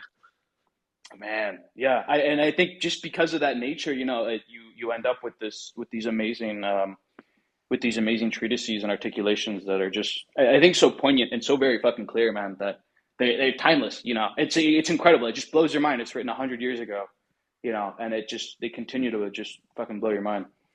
Yeah, it's But like well, it's like in a lot of ways like like I always like people sometimes think I'm like trolling or whatever when people are like, "What's like your favorite painting?" I'm like the black square, like, but I straight up like think it's like there's almost nothing cooler than with like being like, look at this fucking black square. This is no, sick.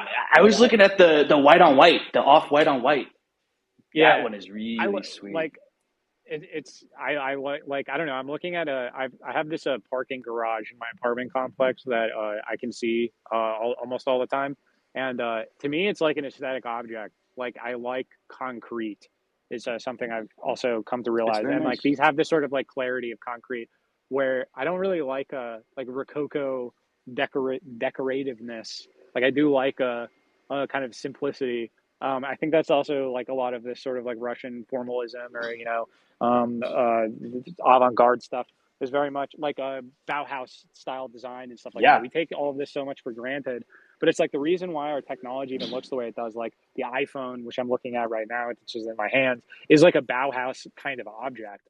Like it's not something that it's not something the like a Catholic iPhone would be like one of those would have a bunch of like fucking hanging doodads. yeah. Well, there's a ton of phones. Like they say, like they make iPhones only in like three fucking colors because they're just so like it is a utilitarian kind of thing, but the simplicity of it is, I think, very beautiful. There's a lot of simplicity just in the simple color, in the it's totally sort of very close to the universal. I think in that sense, right? Yeah, yeah. That's like I don't know. I don't know what I'm exactly going for with that. I'm just connecting these things in my mind, but I do think like I don't. It's just kind of funny to me that like Russia stands as like this stark like like nightmare for people in the West, like Russia, even more so than China, I think, because it's more relatable. Like China is like this alien, this like kind of like alien civilization that like Westerners are like don't even know where to like begin to grasp it, so they're just like kind of make it up in their minds and it has no connection to them, whereas Russia like is like looking at like it's like you had a twin brother who is like your Yeah, evil twin or something, yeah. is It's how just the we other perceive side of it. the pond, man. Really, like really, it's just that is our more immediate east. I think that is our more. I think that is the only Western uh, solid ground for the conception of the East. Because as you get east of Russia, man, towards China, it's that stuff is like it's very alien, even down to the language. It is very very intensely foreign, and Yeah, so it's you like can see how the conception just does not meld. anywhere. That's why it's like I see like America and Russia as being like the same in the sense that they're both like these bridges across like tight like they're not in and of themselves like defined places, but are like bridges between places in a sense. Like where like Russia is like a bridge between Europe and Asia, you could say between the East and the West. In the same way that America is a bridge between like the West and the East, like on the opposite side, where it's like what you like we have like like these are like the real kind of like counterposed forces in the last like 100 plus years of history at least.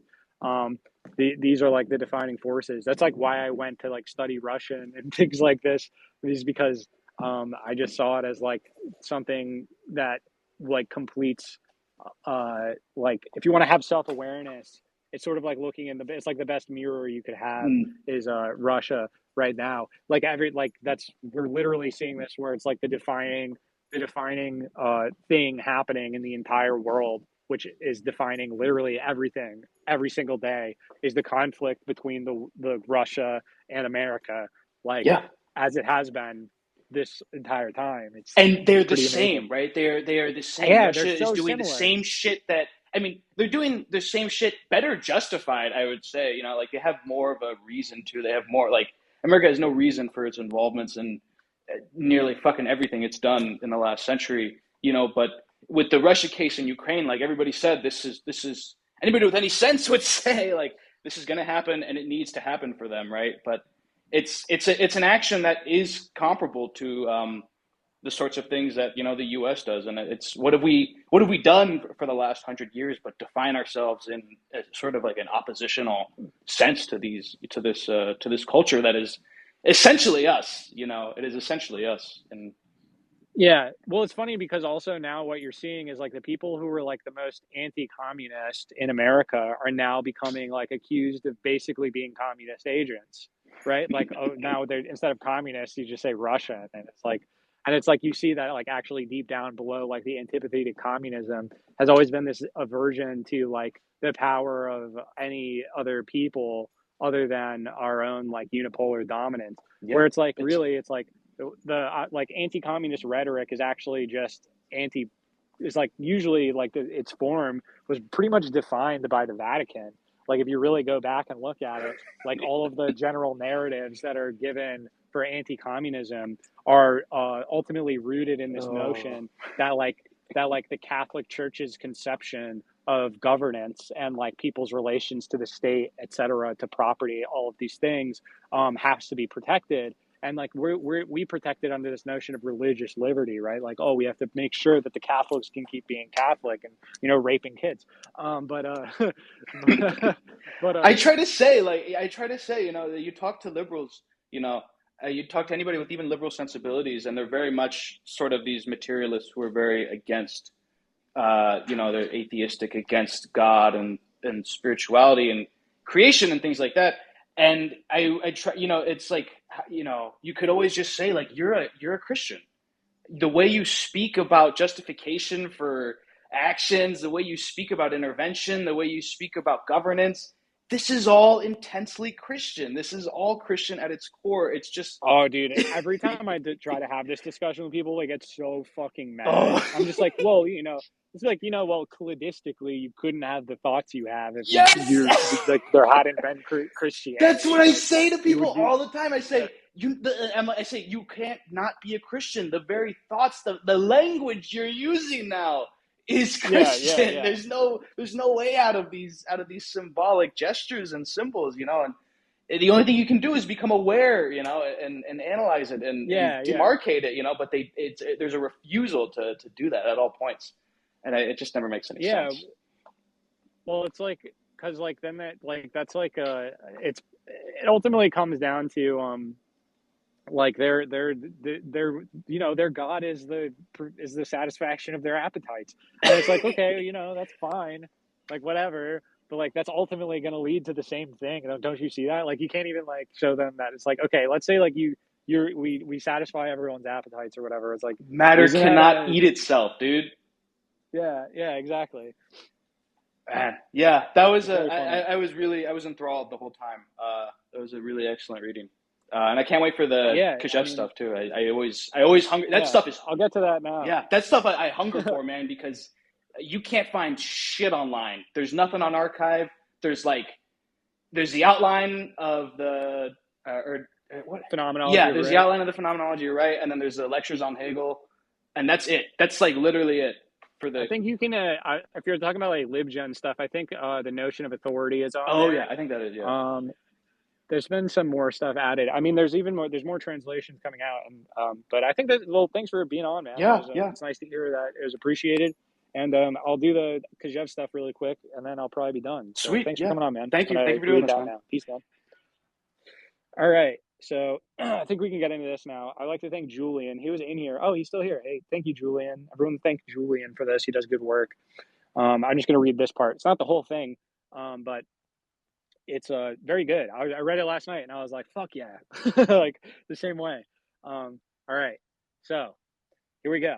This is an essay on a reasoned history of pagan philosophy. An excerpt from this, translated for the first time into the English tongue, the real language that we care about here. It could be in French. It could sit in French for eternity. But now that it's in English and we're putting it into a space, now it has historical weight to it. So here we go. Uh, if the valid elements of Plato's phenomenology are reduced to the outline of a cosmology, well, Aristotle's phenomenology is reduced to a biology, albeit a very advanced one. Neither of them comprise a proper anthropology, which would account for the fact that man speaks and that he alone can speak. But in the system of knowledge, the biology elaborated by Aristotle places itself between the cosmology expressed by Plato and the Hegelian anthropology sketched out by Kant on the basis of Judeo Christian theology. This can be shown clearly if we translate the philosophical systems in question into a language borrowed from Christology. For Plato, the hen agathon theos is in general neither A nor non-A, without ever being anywhere A and non-A.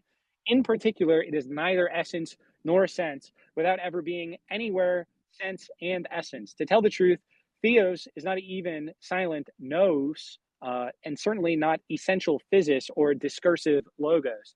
That is to say that the Platonic Parmenidean theos is not incarnated anywhere. For if ideas participate in the one does not objectively realize itself in and through them. At most, we can say that the cosmos noetos imitates the one. Likewise, ideas are not incarnated in the cosmos aesthetos, which merely participates in them by imitating them. Now, if it isn't clear what is in and for Plato the physis essence of a phenomenon, that is to say, the phenomenon insofar as it imitates the idea by participating it, which participates in the one by imitating it, we know that a discourse, or logos, which participates in or imitates the one, is itself reduced to mystical or Parmenidean silence. In other words, insofar as theos incarnates itself in man or reveals itself to man, it does so as silence and not as discourse. Now, by definition, logos is discursive, is nous as sense, incarnated in a morpheme. Taken in itself, theos is no longer logos. Thus, the Platonic Parmenidean theos is never logos anywhere, nor for that matter, physis or essence. And this is why it is not even nous, properly speaking, but only hen or theos, plain and simple, which we can call, if we like, agathon, without being able to say what it is, by developing this parametry, which is in fact but a proper noun. For Aristotle, theos incarnates itself in and by oranos. This is like oranos, like you imagine here the snake biting its own tail. Each celestial sphere is therefore a Christ, moreover being eternal and possessing an ethereal body insofar as it is incarnated in the sphere. Theos is its physis and does not appear from this fact to be logos or discourse. Be that as it may, there is nothing to prevent us from saying that theos itself is nous in the sense that it is taken as such, neither sense nor essence, while still being physis or essence and logos or sense, as far as it is incarnated in an eternal and ethereal matter. As for the sublunary world, its matter is elemental, so it as well cannot incarnate theos, nor even be the divine physis incarnated in ethereal bodies. However, sublunary phenomena imitate, as best they can, celestial objective realities insofar as they participate in them as terrestrial effects of astral causes. They do so, however, not in and through their individual hic and nunc, but as eternal species or cycles. These species are thus phenomenal terrestrial physes which imitate the objective real celestial physis in which they participate, the latter incarnating theos, each in its own way, but everywhere and always perfectly. Now, in the case of the so-called human species, physis is also a logos or discourse. This logos participates in the nous, poeticos, which is at once both oranos and the transcosmic theos, and is discursively imitates the non-discursive silent nous.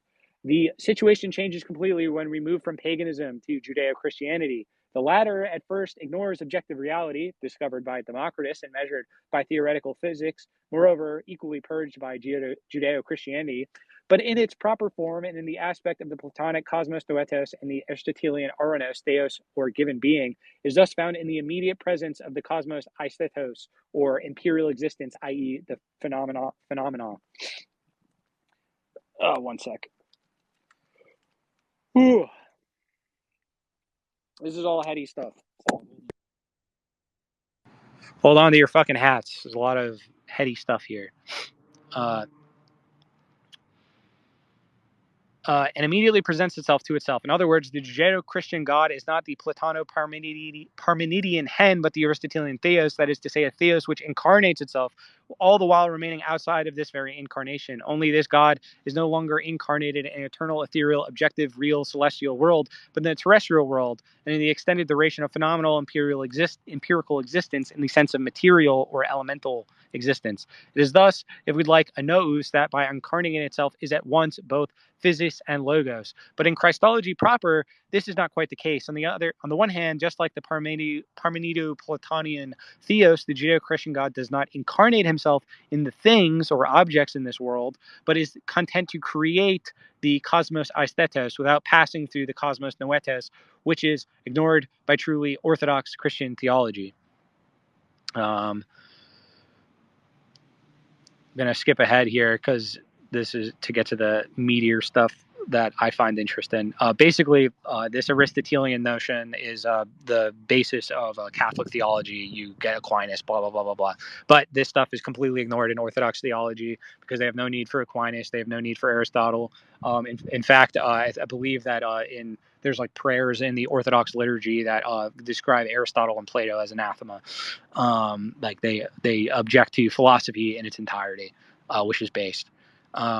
This is the more interesting part here is this part right here, which contains a footnote, which I'll also read. So, on the road from Plato to Hegel, passing through Kant, Aristotle stands between the first and the last. For if the Parmenido-Platonian theos does not incarnate itself at all, while for Hegel, so-called God is outside of his incarnation in and by human discourse, nothing but spatio-temporality pure and simple, the Kantian God incarnates himself in the whole of the world, as Aristotle's does only in oranos, that is, as physis. Logos being in both cases merely a discursive imitation of the silent nous in which only human beings participate, though without being able to say how or why. In short, Kant surpasses Aristotle only insofar as he transforms the Judeo-Christian theology unknown to Aristotle into a synthetic, parenthetic, philosophical system. But before talking about Judeo-Christianity, we need to take a quick look at the coexistence of Platonism with Aristotelianism in a still pagan world. And then he goes on from there. But the important thing here is the footnote here, which is this. The progression of Plato to Aristotle to Kant to Hegel has been shown above using the language of Judeo-Christian theology. The same thing can be shown using existential language. The transcendence of Plato's non-incarnate theos is translated into Platonist or Platonic existence by a renunciation of the world. The authentic Platonist reduces his animal, social, and political activity to a minimum. He retreats to a monastery and does not participate in affairs of the state. This is like what Malevich was describing as like the theological school, because like this is more like Orthodox. He only associates with other Platonic monks in order to practice dialectics with them, but his aim is to achieve, thanks to this dialectic, a solitary and silent ecstasy. This is the existential sense of the academy. As for Aristotle, his God is transcendent, but nevertheless incarnate in Oranos. Hence, the existential character of the peripatetic school.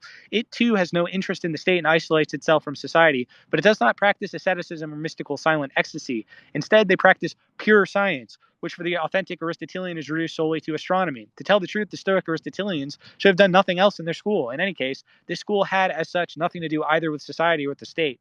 The social and political activity of certain Stoics being no more or less justified by authentic Stoicism than was their animal activity, which some, moreover, consider to be their duty, i.e. the Stoic theory of suicide. From this point of view, Christian and Islamic monasteries are Platonic, while Aristotelianism is translated into modern existence through scholasticism, etc., in and through the Republic of Letters, academic bullshit, pure science, of which Bale created the theory, already in line with Kantianism, in that it assigns to this republic, academia, science, an infinite task, which distinguishes it from the peripatetic school, which believes it can be content by simply repeating what a complete Aristotle had already said. So here you see the divide between the Catholic University of Scholasticism, we're just repeating. We're doing Aquinas again. We're doing Aquinas again. We're doing Aquinas again. We're doing Aquinas again. We're doing Aristotle, Aquinas again.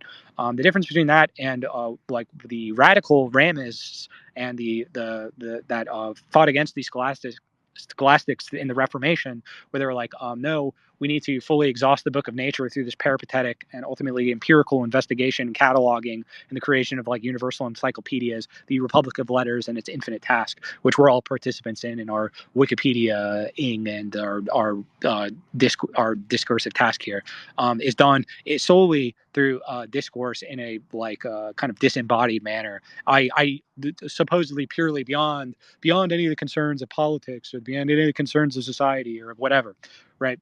This is like kind of reduces itself ultimately to a sort of theological thing where you now have I wrote a poem long ago saying how swiftly the laboratory becomes liturgical. This is the pure science becoming something you go to school for, and you're not supposed to involve yourself in politics, but they end up all involving themselves in politics anyway.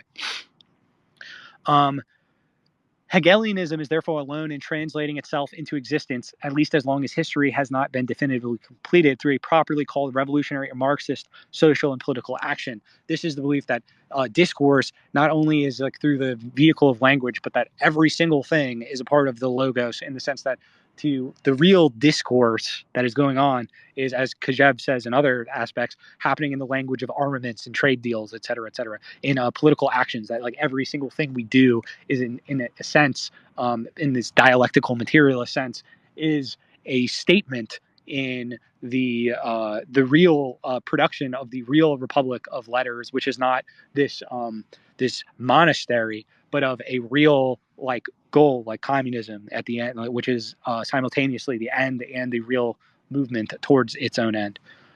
That is what distinguishes these things. So I think what's most interesting here is Kajev being like, okay, how do we compare all of these philosophical systems? Well, let's see how they'd all explain Jesus Christ and Christianity, which I think is the most interesting thing you can do. Because I'm a Christian, and so I already take Christ as the criterion of truth, as the logos, etc., as on faith, essentially. Like I just accept this as a percept. I perceive this as a direct truth. I don't really have to question it. It makes sense to me. Hopefully, it makes sense to you. I would say if you do it, it will make sense to you eventually. So then we could say, like, what's the difference between like the Aristotelian or Thomistic, the Catholic, the Scholastic, the High Church sense of what the purpose of Christianity is to basically repeat the dogmatic assertions that have been established by this school and through dialectics within itself, only amongst the priest class effectively. That this is the whole purpose is that you like come up with your charter for the church. It's like, okay, this is what we believe, and you just repeat it over and over and over again. Whereas the more radical conception, like the most radical of the Protestants, this is like the step beyond, like say a Lutheranism or a Calvinism, where like the radical Reformation, we're like, no, we're making heaven on earth right now. No, like we're making this right now.